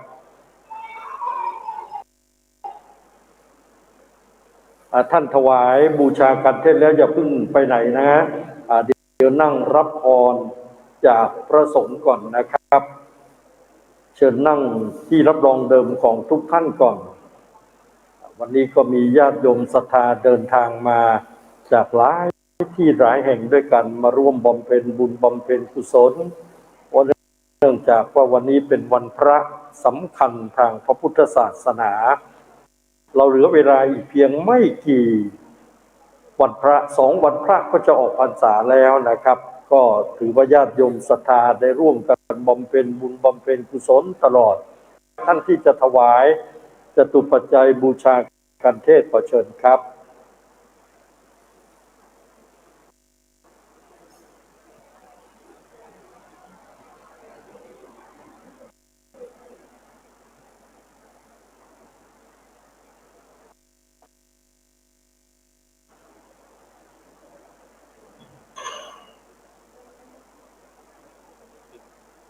จุดแล้วนะ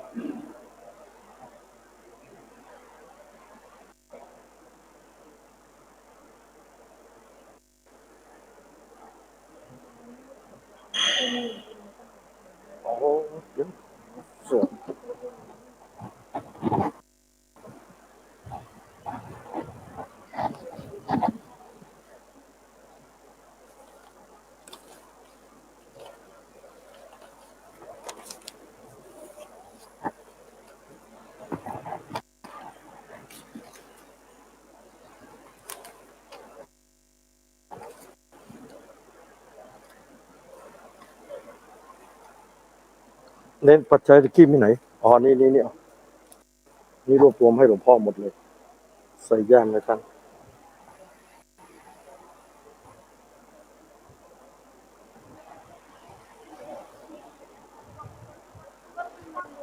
It's a forget it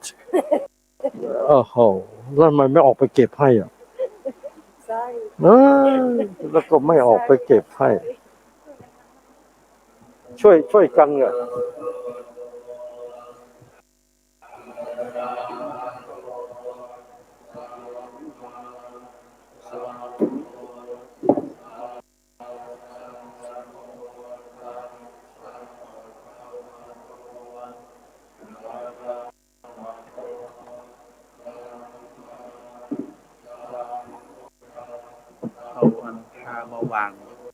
ครับสัมมาสัมพุทธัสสะอิติปิโสภะคะวะสัมมาสัมพุทโธเวชจารณะสัมปันโนสุขโตโลกาเวโตอนุตตโลปุริสธรรมสารติสัทธาเทวมนุสานังพุทโธภควติสวากขาโตภควตาธัมโม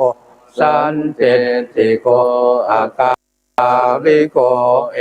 หิปัสสิโกปานายิโกปัจจัตตังเวทิตาโพวินโยเทติสุปั ฏิปันโนภะคะวะโตสาวกสังโฆอุชุปฏิปันโนภะคะวะโตสาวกสังโฆ อันนี้ไปวางเลย ปฏิ ยก ปัน โนภะคะวะโตสาวกสังโฆ สา เมติปฏิปันโนภะคะวะโตสาวกสังโฆยะติทังจัตตาริปุริสายุคะนิอัตถปุริสบุคคลาเอสะภะคะวะโตสาวกสังโฆอาหุตโยปาหุนายโยทักขิตายโยอัญชเรกะระเดโยอนุตตรังปุญญาเกตังโลกัสสาติอาหงสหัสสมพิเนมิตัสสาวุทันตังเคเมฆารังปุติทาโคราสเสนมรังทานาทิธรรมวิตินาจิตวามุโทตันเตสัสสาภวตุเตชยมังคารานิ มาลาติเลติจะสัพพระติงโครังนาวะกมะกมะทยาขังกันเตสุ มาอยู่ นั เจ้า นตะ สมัดอยู่ วินาจะสัพพวัตุเตชยกิเลง กะจาวาลาลืมปิดเสียง โพตังทากิจากรรมสเนวสุธารุนันตังเมตัมพุ ผู้เสกวิตินาจิตวามุ มุ น นิน โทตันเตสัสสะภวันตุเตชยมังคารานิเกตคากรรมติหัตถสุธาลุนันตังทาวันติโยชนะปะทางปุริมาลวันตังอิติปิสังกตามโนจิตวามุนินโทตันเตสัสสะภวันตุเตชยมังคารานิ กตวกาตมุทลังเอวคาภินิยาจิน จายาโตสตวจานังชยากายมัจเจสันเตนะโสมาวิตินาจิตวามุนินโทตันเตสัสสะภวันตุเตชยมังคารานิสัจจังวิหายมติสัจจกวาทะเกตุงวาทาปิปิตามานังอาทิอัตถาปุญ ตัง ปัญญาปฏิปัจจาริโตจินตวามุนินโทเตสัสสะภวันตุเตชยมังคารานิ ดันโท ปนันตปุจจกังวิปุณตังมัจเจงปุณเตนะเจละปุจจเกนะธรรมาปยันโตอิโตปเตจาวิตินาจิตวามุนินโตตันเตสัสสะภวันตุเตชยมังคารานิกาอาเทติปุจจเกนะสุทายทาตังพระมังวิจุติสุติเมติปกาปิทานางยานาคาเตนะวิตินาจิตวาปุลินโทตันเตสัสสะภวันตุเตชยมังคารานิเอตติปุตตชยมังคาราตากาทายโยวาจโนทินาทิเดสารเตมตันเตตวานาเนกวิวิตนิจุปัฏฐวานิโมกขังสุขังอธิกามายนะลุลิกปาดินังปุเรตวาปาลมิตาปะโตสัมโพธิโมตตมังเอเตนะสัจจวัจเจโหตุเตชยมังคังสยันโตโพธิยามุเลสกายานังนาทิวัตโนเอวังตวังมิจโยโหอิชัยสุชัยมังคะเลอปาราจิตตปันลังเกสีเส ปัทวิโภคะอภิเสเกสัพพพุทนังกาคาปัตโตปโมตติสุนักขัดตังสุมังคารังสุปภาตังสุติตังสุขาโนสุโมโหโตจะสุเยตังปรมจาริสุปทากินังกายกรรมังวาจากรรมังปทากินังปทากินังมะกรรมังปณิทิเตปทักกินาปทักกินานิกัตวานาลาปะตัตเตปทักกิเนกุสลธรรมากุสราธรรมาปยากตาธรรมาสุขายเวทนายสัมปยุตตาธรรมาทุกขายเวทนายสัมปยุตตาธรรมาทุกขยุตตาธรรมาวิปากาธรรมาวิปากานาวิปากธรรมธรรมาอุปตินุปาทานิยาธรรมาหานุปาทินุปาทานิยาธรรมาหานุปาทินานุปาทานิยาธรรมาสังกิเร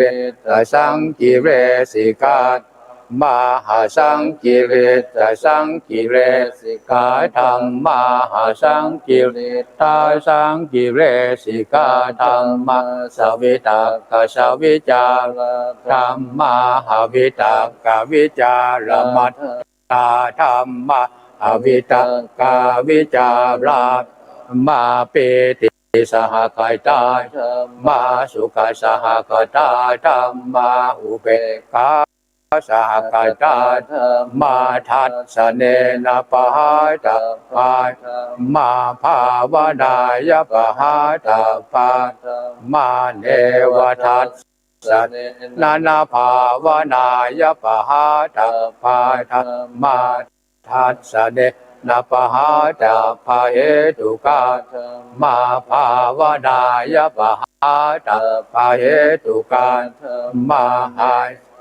สเนนะนะภาวนายปะหาตาภาทักาธรรมามิโนธรรมาหัปปัจจยคามิโนธรรมาเนวาจยคามิโนนาปัจจยคามิโนธรรมาเสขาธรรมาหัสเสขาธรรมาเนวเสขานาเสขาธรรมาธรรมามหากตามหาปมานาธรรมาปริตารมนาธรรมามหากตารมนาธรรมาหาปมานาธนาธรรมาวินาธรรมามัชฌิมาธรรมาตาธรรมามิจฉัตตานิยตามาสัมมัตตานิยตามาหานิยตาธรรมาทัสสะมนาธรรมามาสเมตุกาธรรมาทิปติโนธรรมาอุปันนาธรรมาหานุปันนาธรรมาอุปาติโนธรรมาหติตาธรรมาหานากตามาปัจจุบันนาธรรมาหติตารามนาธรรมาหานากตารามนาธรรมาปัจจุบันนาธรรมนาธรรมาธรรมาปะหิตามหาจัตตาปะหิตามหาจัตตาลามนาธรรมาปะหิตามนาธรรมาหาจัตตาตาลามนาธรรมาสนาสัพปฏิฆาติฆาธรรมาหานิทัสสะตุปัจจโยอารัมมณปัจจโยอธิปติปัจจโยอนันตรปัจจโยสัมนันตรปัจจโยสหชาตัปจโยอัญญมัญญปัจจโยนิสยปัจจโยอุปัฏ เดชยปัจจโยชาตปัจจโยปัจจาชาตปัจจโยภะวันปัจจโยปัจจโยภะกปัจจโยอัตละปัจจโยเห็นเสยปัจจโยจักนะปัจจโยโยตปัจจโยวิปโยตปัจจโยอัตติปัจจโยนัตติปัจจโยวิคตปัจจโยอวิคตปัจจโยครับลำดับต่อไปจะได้ประกอบพิธีทอดผ้าบังสกุลนะครับขอเชิญคุณนันต้องพร้อมกับเด็กครอบครัวทุกท่านทุกคนเลยนะครับได้ทอดผ้าบังสกุลหน้าพระสงฆ์ก่อนนะครับขอเชิญเลยครับตั้งแต่รูปแรกเลยนะตั้งแต่พระเดชพระคุณหลวงพ่อรูปแรก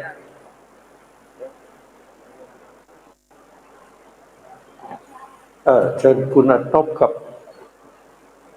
รูปที่หนึ่งไล่ลงมาถึงรูปที่9คุณครูยาได้มาร่วมมีคณะศรัทธาวัดพระสิงห์มาร่วมอนุโมทนาด้วยนะครับหรือขาดอีกกี่ยกวางนี่เลยนะยกวาง อี นี่ กหนึ่งชุด วางนี่วางนี่นี่วางนั่นจะมาเกือบอีก2 ชุดคุณนันท์ขอเชิญคณะศรัทธาเรา2 ท่านกับมาร่วมอนุโมทนากับคุณนันท์นะครับทอดผ้าบังสกุลอีก2 ท่านเชิญเลยครับคุณครู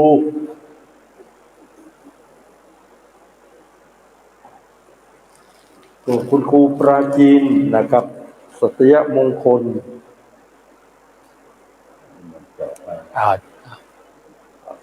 ผมเนจาวตาสังขาราอุปาทาวยธัมมิโนโอปะทวานิรุจันติเตสังโมปัสสโมสุโภต่อไปเราจะได้กล่าวคำถวายนั่งอยู่ตรงนั้นก่อนก็ได้ครับนั่งอยู่ตรงนั้นเลยนะเดี๋ยวจะได้กล่าวคำถวายแล้วเราจะได้ถวายจตุปัจจัยทายธรรมแด่พระสงฆ์อีกครั้งหนึ่งคุณอาตมตั้งใจนะขอเชิญทุกท่านตั้งนะโม3 จบพร้อมกันแล้วเชิญว่าตามครับนะโมตัสสะภะคะวะโตอะระหะโตสัมมาสัมพุทธัสสะนะโมตัสสะภะคะวะโตอะระหะโตสัมมาสัมพุทธัสสะนะโมตัสสะภะคะวะโตอะระหะโตสัมมาสัมพุทธัสสะอิมังสูปะพยัญชนะสัมปันนารียังอุทธกังวรังพุทธัสสะปูเชมาอิมานิมะยังพันเตมัตตกะพัตตานิสัปริวารานิภิกขุสังคัสสะโอโนชยามะสาธุโนพันเตภิกขุสังโฆอิมานิมัตตกะพัตตานิสัปริวารานิปฏิคันหาตุอัมหากันเจวามาตาปิตุอาทินันจา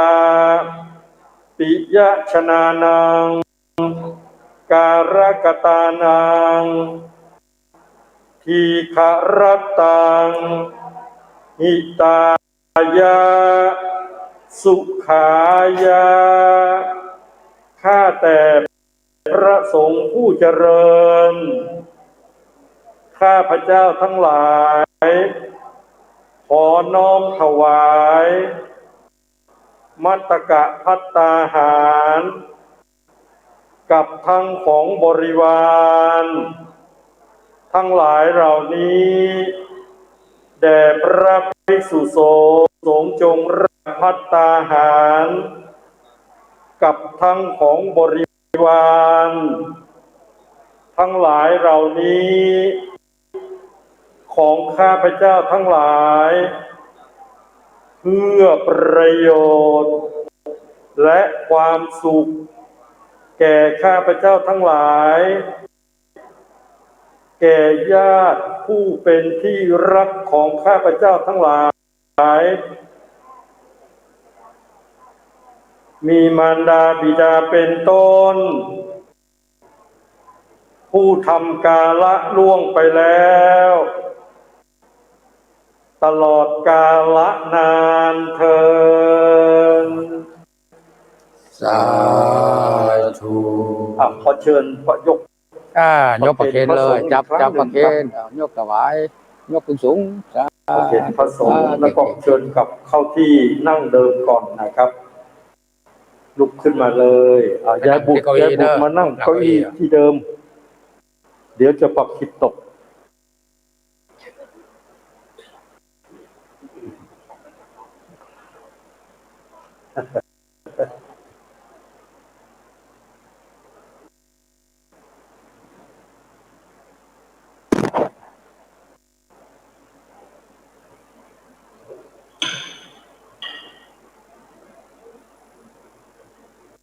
วันนี้วันประหลาด2514เป็นวันพระแรม15 ค่ำตั้งแต่ตอนเช้ามีการไหว้พระรับศีลทำบุญตักบาตร เดี๋ยวจะโพสนา ทำวัดเช้าและสดับพระธรรมเทศนาในวันนี้ และวันนี้เป็นโอกาสพิเศษที่ทางคุณอนบ ป.เจริญชัยได้ถือโอกาสบำเพ็ญกุศลเป็นทักษิณานุปทานอุทิศส่วนกุศลผลบุญให้กับบรรพบุรุษบรรพชนมีพ่อแม่ปู่ย่าตายายเป็นต้นตลอดจนถึงผู้มีพระคุณญาติพี่น้องทุกท่านทุกคนและถือโอกาสมารับเป็นเจ้าภาพถวายภัตตาหารเพลแด่พระสงฆ์สามเณรทั้งวัดเพื่ออุทิศส่วนกุศลผลบุญเกิดจากการกระทำบำเพ็ญวันนี้นั้นให้กับบรรพบุรุษบรรพชนพ่อแม่ปู่ย่าตายายครูบาอาจารย์ญาติพี่น้องดังความกตัญญูที่ได้ตั้งใจไว้ดีแล้วก็ขอให้ผู้ล่วงลับดับขันธ์มีบรรพบุรุษบรรพชนพ่อแม่ปู่ย่าตายายวงศาคณาญาติครูบาอาจารย์ญาติพี่น้องทุกท่านโปรดมารับทราบอนุโมทนาส่วนบุญส่วนกุศลให้ได้เสวยผลเป็นความสุขความสบายความสงบในสัมปรายภพตามเจตนาเคารพของท่านเจ้าภาพและด้วยอานิสงส์แห่งความกตัญญูกตเวทิตาธรรมในวันนี้นั้นก็ขอให้ครอบครัวป.เจริญชัยมีคุณอนบ ป.เจริญชัยเป็นต้นเป็นประธานพร้อมด้วยญาติโยมสาธุชนที่มาฟังเทศน์ฟังธรรมทำวัดสวดมนต์ได้ร่วมบุญกุศลวันนี้ให้ทุกท่านทุกคนได้รับผลได้รับพรแห่งบุญกุศลเป็นความสุขกายสบายใจมีราชคาดแคล้วจากทุกโศกโรคภัยพยันตรายทั้งหลายทั้งปวงให้เจริญด้วยอายุวันนะสุขภาละปฏิภาณธนสารธรรมสารสมบัติมุ่งมั่นปรารถนาสิ่งหนึ่งประการใดก็ขอให้สมดังความตั้งใจเหมือนกันทุกท่านทุกคนด้วยเถิดตอนนี้ไปประสงค์จะได้นิโมทนาให้พรยะวาริวหาปุราปริปุเรนติสาคารังเอวเมวะอิโตทินังเตตานังอุปกัปปติอิจิตังปฏิตังตุมหังคิปะเมวะสมิจจตุสัพเพปุเรนตุสังกปาจันโทปนรสโสยะถามณิโชติรสโสยะถา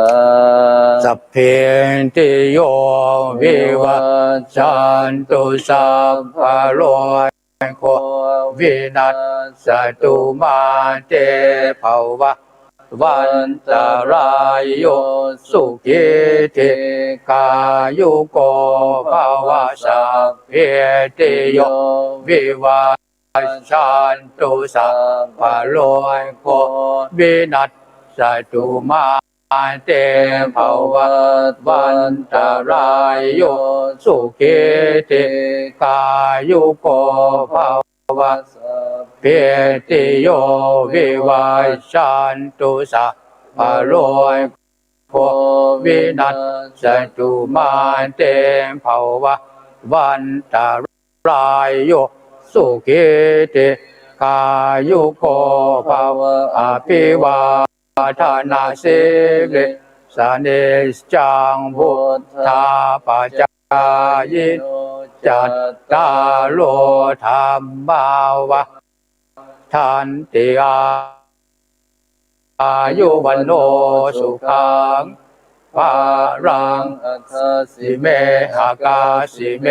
ยะติเมติทาสาขาจะเมเปตานังทักขินังทัจจาบุพเพกตมนุสสารังนะหิรุนังวาโสโกวายาวันยาปาลิเทวันนาตังเปตานามาติยาตินาสังฆามหิสุปฏิทิตาติกร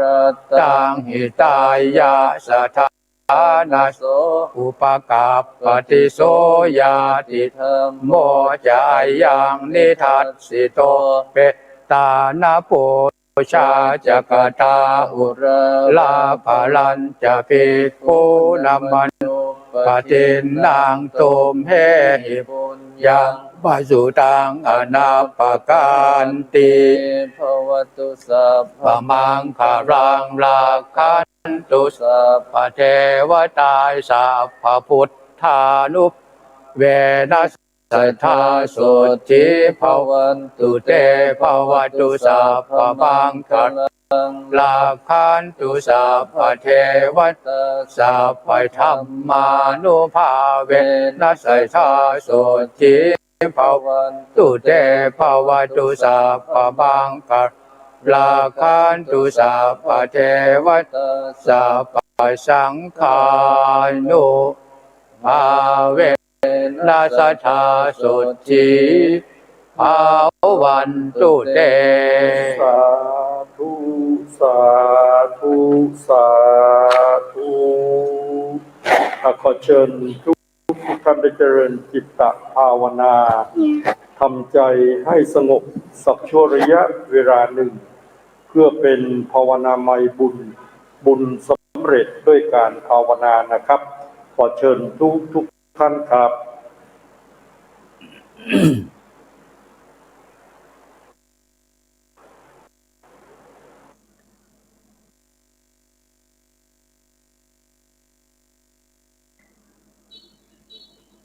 หลังจากที่บรรดาท่านผู้ฟังได้รับฟังพระธรรมเทศนาแสดงพระธรรมเทศนาโดยหลวงพ่อพระครูสิริธรรมโคสิทธิ์ผู้ช่วยเจ้าอาวาสวัดพระสิงห์วรมหาวิหารแสดงพระธรรมเทศนาเรื่องสมาธิกถาแล้วก็มีการบำเพ็ญบุญบำเพ็ญกุศลจากเจ้าภาพซึ่งแต่ละวันนั้นก็จะมีบรรดาท่านเจ้าภาพที่มาทำบุญเรื่องวันสำคัญของตนเองอาจจะทำบุญอุทิศส่วนบุญส่วนกุศลไปให้บรรพชนหรือว่าครบรอบวันเกิดวันแต่งงานอะไรต่างๆก็มาร่วมเป็นเจ้าภาพถวายพระทหารเพลที่วัดพระสิงห์วรมหาวิหารฉะนั้นบรรดาท่านผู้ฟังทั้งหลายในวันพระหน้าซึ่งตรงวันที่14ตุลาคมปีพุทธศักราช2564ทางกรมการศาสนากระทรวงวัฒนธรรมร่วมกับวัดในเครือข่าย15วัดที่จะได้จัดงานติดตามผลกิจกรรมหมู่บ้านสร้างบุญตลอดพรรษาออนไลน์เพิ่มกิจกรรมวันธรรมสวนะผ่านออนไลน์ระบบซูมไลฟ์พร้อมทั้งสตรีมญาติที่ทั่วประเทศที่ส่วนกลางนั้นก็จะจัดที่วัดพระมหาธาตุยุวราชรังสิต เขตกรุงเทพมหานคร แล้วก็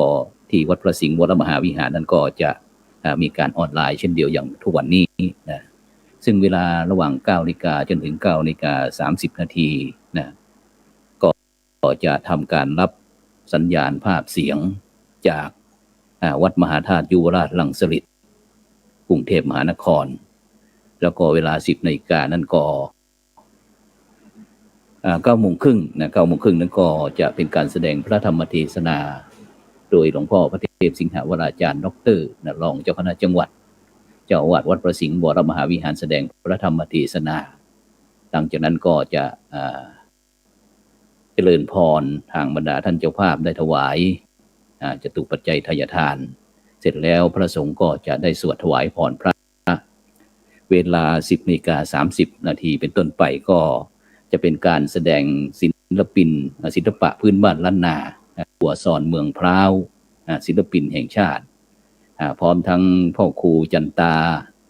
พ่อครูเรวัตพร้อมทั้งคณะซึ่งในวันพระหน้าก็จะมีการแสดงซอแบบพื้นบ้านล้านนาเชียงใหม่ของเรานะซึ่งก็จะเป็นการส่งเสริมอนุรักษ์ส่งเสริมให้บรรดาพุทธศาสนิกชน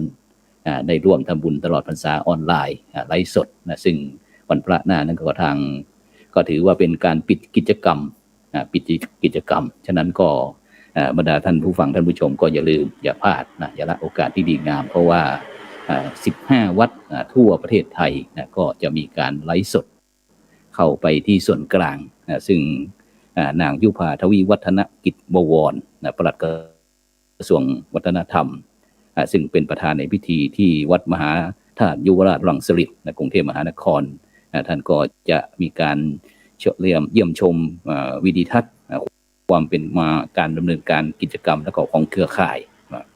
ฉะนั้นก็อาทิตย์หน้านี้วันพระหน้ามีความสำคัญเพราะฉะนั้นบรรดาท่านผู้ฟังทั้งหลายนะในช่วงนี้นะระยะนี้ก็ประเทศไทยของเราก็ได้รับผลกระทบจากพายุอย่างวันก่อนนั้นก็พายุงวงช้างนะซึ่งหลายท่านหลายคนก็บอกว่าเคราะห์ซ้ำกรรมซ้อนนะซึ่งโดยเฉพาะคนเรานะยามมีทุกข์นะไม่ว่าจะเรื่องใดๆก็ตามซึ่งก็มักคิดว่ามีเคราะห์โชคไม่ดีซึ่งก็ทำให้หลายท่านหลายคนคิดมากส่งผลให้จิตใจย่ำแย่แล้วก็มีอาการท้อแท้ซึมเศร้าเครียดสติไม่อยู่กับเนื้อกับตัวซึ่งสุดท้ายก็หาที่พึ่งด้วยการดูหมอสะเดาะเคราะห์หรือว่าแก้กรรมต่างๆนานาตามที่หมอดูบอกซึ่งก็เป็นเหตุให้ถูกหลอกได้ง่ายอาจถูกหลอกให้ทำในสิ่งที่งมงายไร้เหตุไร้ผลซึ่งสิ่งเหล่านี้บรรดาท่านผู้ฟังทั้งหลายโดยเฉพาะในปัจจุบันนี้สังคมของเรานี่ก็จะทำก็คือทำตามที่จริงสิ่งที่ตนเองชอบนะตัวเองที่ถูกใจนะเพราะว่าถูกใจอาจไม่ถูกต้องอาจไม่ถูกใจเพราะฉะนั้นพี่น้องคนไทยก็ควรระวังให้มากยามมีทุกข์ยามประสบเคราะห์ก็ควรที่จะมีสติแล้วก็ตั้งสติให้มั่นคงยึดที่พึ่งอันบริสุทธิ์ไว้ในใจก็คือยึดพระรัตนตรัยเป็นที่พึ่งก็คือพระพุทธพระธรรมพระสงฆ์เป็นที่พึ่งโดยการไหว้พระสวดมนต์นั่งสมาธิทำจิตใจให้สงบอย่างมีการทำบุญตักบาตรอย่างที่วันนี้ที่เราได้ทำก็คือมาทำบุญตักบาตรเนื่องในวันธรรมสวรรค์วันแห่งการฟังธรรมแต่ที่สำคัญก็คือการรักษาศีลให้ดีนะการไม่เบียดเบียนใครนะการไม่ทำให้ใครเดือดร้อนแล้วก็เริ่มแก้กรรมด้วยการแก้พฤติกรรมของดีให้ละเว้นกรรมชั่วหากปรึกษาใครก็ควรปรึกษาคนที่ไว้ใจได้บรรดาท่านผู้ฟังทั้งหลายนะหลายท่านหลายคนอาจจะมีการส่งไลน์ส่งข้อความต่างๆไปปรึกษาคนนั้นไปปรึกษาคนนี้ซึ่งตรงนี้ก็เป็นจุดเสี่ยงเช่นเดียวกันเพราะว่าอาจจะเป็นเหยื่อนะเพราะว่าคนที่แนะนำสิ่งที่ดีที่มีเหตุมีผลก็ดีไปนะแต่ถ้าตรงกันข้ามนะก็อย่าเชื่อคนที่ทำให้อะไรให้แบบงมงายเช่นแก้กรรมด้วยฆ่าครูเท่านั้นเท่านี้กรรมร้ายจะกลายเป็นกรรมดีนะหรือว่า เข้าพิธีสะเดาะเคราะห์อย่างนั้นอย่างนี้เคราะห์ร้ายก็จะจางหายไปนะเพราะฉะนั้นบรรดาท่านผู้ฟังทั้งหลายไม่อย่างนั้นก็จะเกิดเคราะห์ซ้ำกรรมซ้อนนะกับบรรดาท่านผู้ฟังท่านผู้ชมอย่างที่หลายท่านหลายคนได้ประสบพบเจอเพราะฉะนั้นบรรดาท่านผู้ฟังทั้งหลายนะเมื่อวานนี้อย่างที่ผู้จัดเองนะได้มีโอกาสเดินทางไปร่วมงานขาวดำนะขาวดำที่โรงพยาบาลมหาราชไม่อยากที่จะพบอยากจะเจอนะไม่อยากที่จะปรารถนาในสิ่งเหล่านี้นะเพราะฉะนั้นเนี่ยบรรดาท่านผู้ฟังทั้งหลายในปัจจุบันนี้เราจะสังเกตว่าการอยู่ร่วมกันนะการอยู่ร่วมกันในสังคมเราเนี่ยนะจึงก็ย่อมมีการกระทบกระทั่งกันนะอย่างวันก่อนเมื่อคืนนี้ก็ได้ติดตามข่าวนะก็มีวัยรุ่นนะที่ส่งข้อความทางไลน์ท้าทายกันอีกคนหนึ่งก็บอกว่าทำถ่าย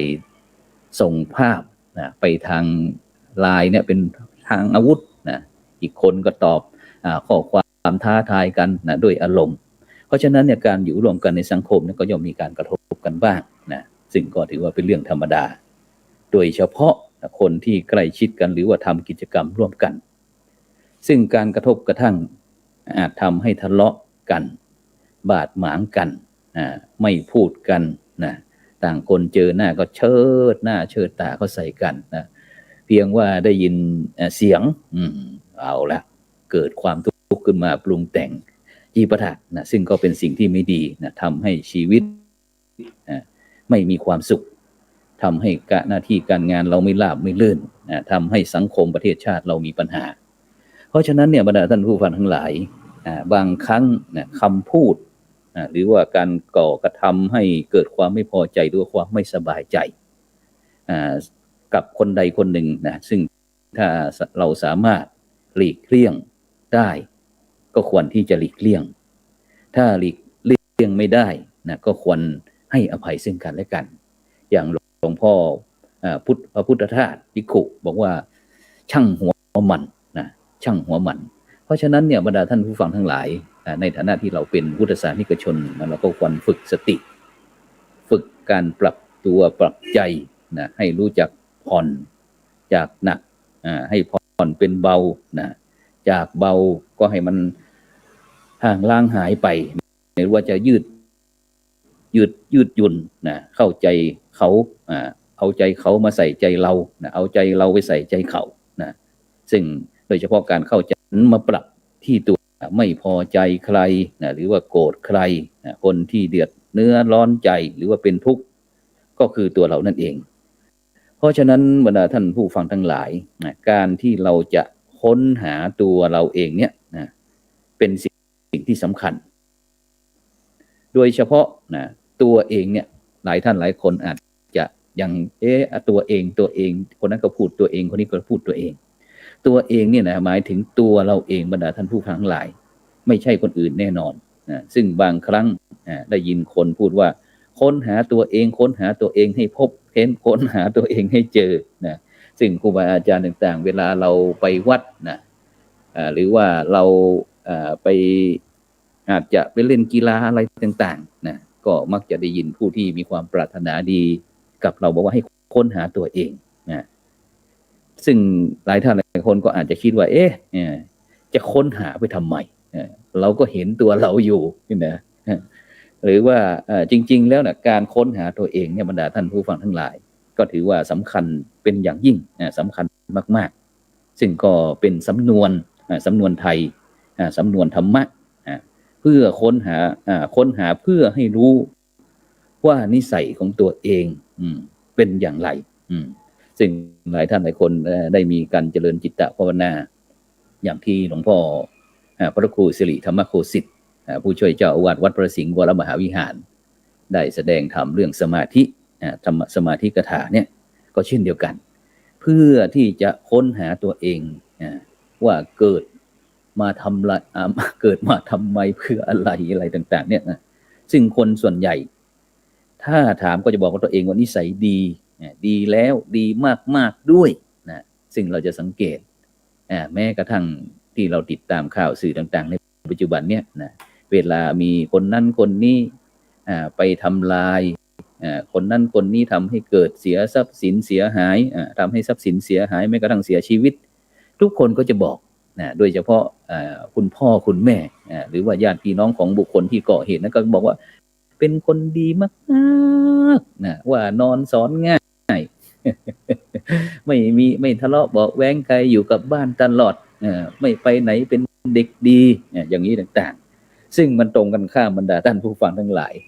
เมื่อไปก่อเหตุคนเรากว่าจะก่อเหตุได้เนี่ยมันต้องมีมีเหตุมีผลมีเจตนา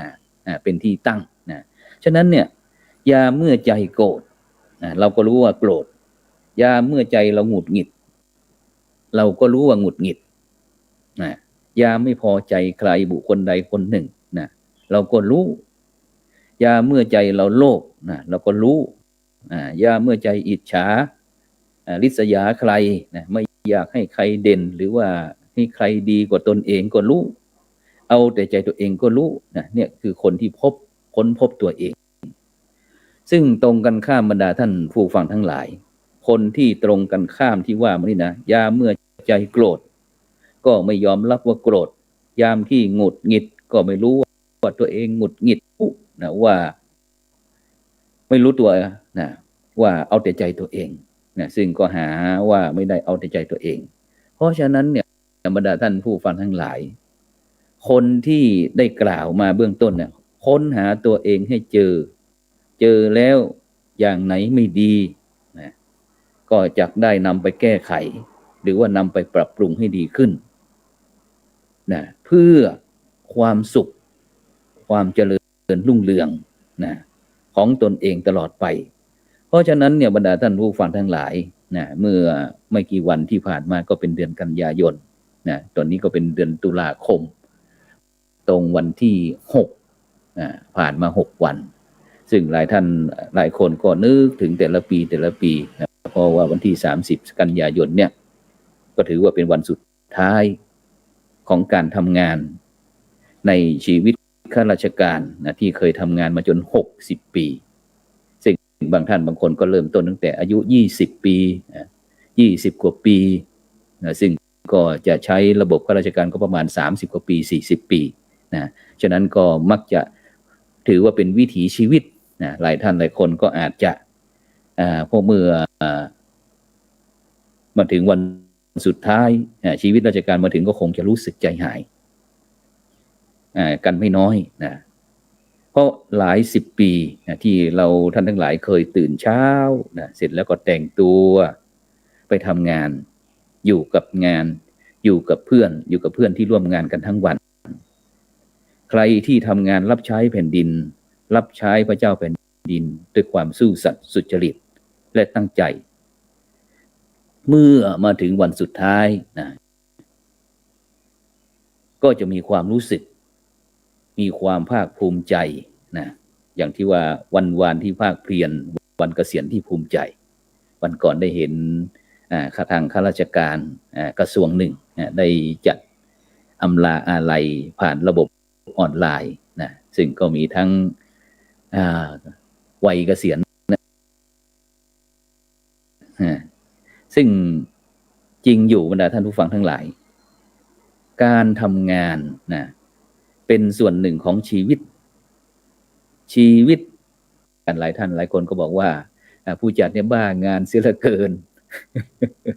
ไม่เคยดูแลตัวเองนะซึ่งต่างๆสิ่งเหล่านี้บรรดาท่านผู้ฟังทั้งหลายทุกอย่างนะก็เป็นสัจธรรมมีเกิดขึ้นตั้งอยู่ดับไปหรือว่ามีเกิดมีแก่มีเจ็บมีตายหรือถ้าทางพุทธศาสนาเขาเราบอกว่าอนิจจังทุกขังอนัตตาเหมือนกันทุกคนเพราะฉะนั้นเนี่ยบรรดาท่านผู้ฟังทั้งหลายหน้าที่การงานเกิดขึ้นวัน2วันนะเกิดขึ้นวันที่เราสอบบรรจุได้ใหม่ๆก็ตั้งอยู่หรือว่าทำงานเรื่อยมานะซึ่งเมื่อมาถึงวันที่30กันยายนนะหน้าที่ การงานก็หมดสิ้นภาระไปฉะนั้นเนี่ยบรรดาท่านผู้ฟังทั้งหลายคนเกษียณอายุให้คิดว่าเกษียณแค่อายุราชการแต่ชีวิตยังไม่เกษียณ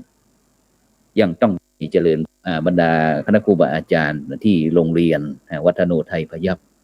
ผู้จัดเองก็ในฐานะที่เป็นประธานสงฆ์ก็เลยเจริญพรกับบรรดาครูบาอาจารย์ต่างๆที่เกษียณราชการบอกว่าทางวัดยินดีต้อนรับนะซึ่งเราเกษียณแต่ระบบราชการเพราะว่าหลายท่านหลายคนก็ระบบอะไรต่างๆยังสามารถที่จะใช้งานได้สบายโดยเฉพาะงานด้านพระพุทธศาสนาฉะนั้นวัย60 ปีนี่เป็นวัยที่เตียนให้รู้ว่าเดินทางมาค่อนชีวิตหากหันหลังมองก็จะเห็นว่างานในหน้าที่ที่ได้ทำมาพอแล้วครอบครัวก็สร้างมาสมบูรณ์แล้วมองไปข้างหน้าเวลาที่เหลือก็อาจไม่มีมากหน้าที่การงานก็ไม่ต้องห่วงครอบครัวก็ไม่ต้องกังวลหากเป็นไปได้เราก็ไม่ต้องคิดเสี่ยงลงทุนทำอะไรให้เครียดไม่ต้องคิดเล่นการเมืองทั้งระดับหมู่บ้านชุมชนท้องถิ่นหรือว่าประเทศทำให้วุ่นวายทำสิ่งที่ควรทำดีกว่าสิ่งที่บรรดาท่านผู้ฟังคณาจารย์ทุกท่านครูบาอาจารย์ต่างๆหรือว่าข้าราชการที่เกษียณที่ควรจะทำมากที่สุดนับจากวันนี้ก็คือเรื่องการพักผ่อนอยู่กับครอบครัวทำงานอดิเรกและที่สำคัญก็คือเรื่องการทำบุญทำกุศลเน้นการทำบุญทำกุศลให้มากให้ทานให้มากรักษาศีลไหว้พระสวดมนต์ไหว้พระทำจิตใจให้สงบเพราะอะไรเพราะว่ามีเวลาแล้วแต่ไม่รู้จะมากหรือเปล่าเพราะฉะนั้นคนที่เกษียณอายุราชการคิดแล้วก็ทำแต่เรื่องที่เป็นบุญเป็นกุศลถือว่าเป็นคนที่มีบุญมากหรือว่าฉลาดมากเป็นคนไม่ประมาทแต่ที่ผ่านมาตื่นเช้าก็ไปทำงานนับแต่นี้ตื่นเช้าก็ควรจะทำจิตใจให้สงบนึกถึงบุญนึกถึงกุศลอย่างเดียวเพราะฉะนั้นในช่วงเทศกาลออกพรรษาหลังจากนี้ไปหลังวันที่21 ตุลาคมก็จะเป็นประเพณีทอดกฐินทอดกฐินเพื่อที่จะได้ปฏิบัติตามพระพุทธบัญญัติที่องค์พระสัมมาสัมพุทธเจ้าได้ทรงพระบรมพุทธานุญาตได้นำกฐินสามัคคีไปทอดถวายที่วัดอินทปัญญารามบ้านก้องฝายตำบลบ้านปิ่นอำเภอรองจังหวัดแพร่ซึ่งเป็นบ้านเกิดของตนเองแล้วก็ผู้จัดได้ไปสร้างวัดไว้ถวายไว้ในพระพุทธศาสนาฉะนั้นก็บรรดาท่านผู้ฟังท่านผู้ชมที่ต้องการจะร่วมเป็นเจ้าภาพทอดกฐินสามัคคีก็สามารถที่จะร่วมเป็นเจ้าภาพได้ที่บัญชีดังที่ได้ทำทั้งตัวหนังสือวิ่งทางด้านล่างว่าทอดกฐินสามัคคีประจำปี2564กล่องละ299 บาทเพื่อสร้างอุโบสถวิหารแล้วก็ศาลาการประเรียนพูดง่ายๆก็วัด3 in 1ในวันอาทิตย์ที่24 ตุลาคมที่วัดอินทแพร่ฉะนั้นก็บรรดาท่านผู้ฟังก็สามารถที่จะร่วม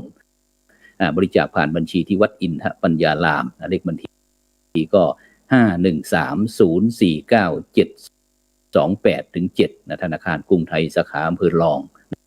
หรือว่าจะโทรศัพท์สอบถามก็ที่เบอร์ผู้จัดก็083-324-7984ฉะนั้นก็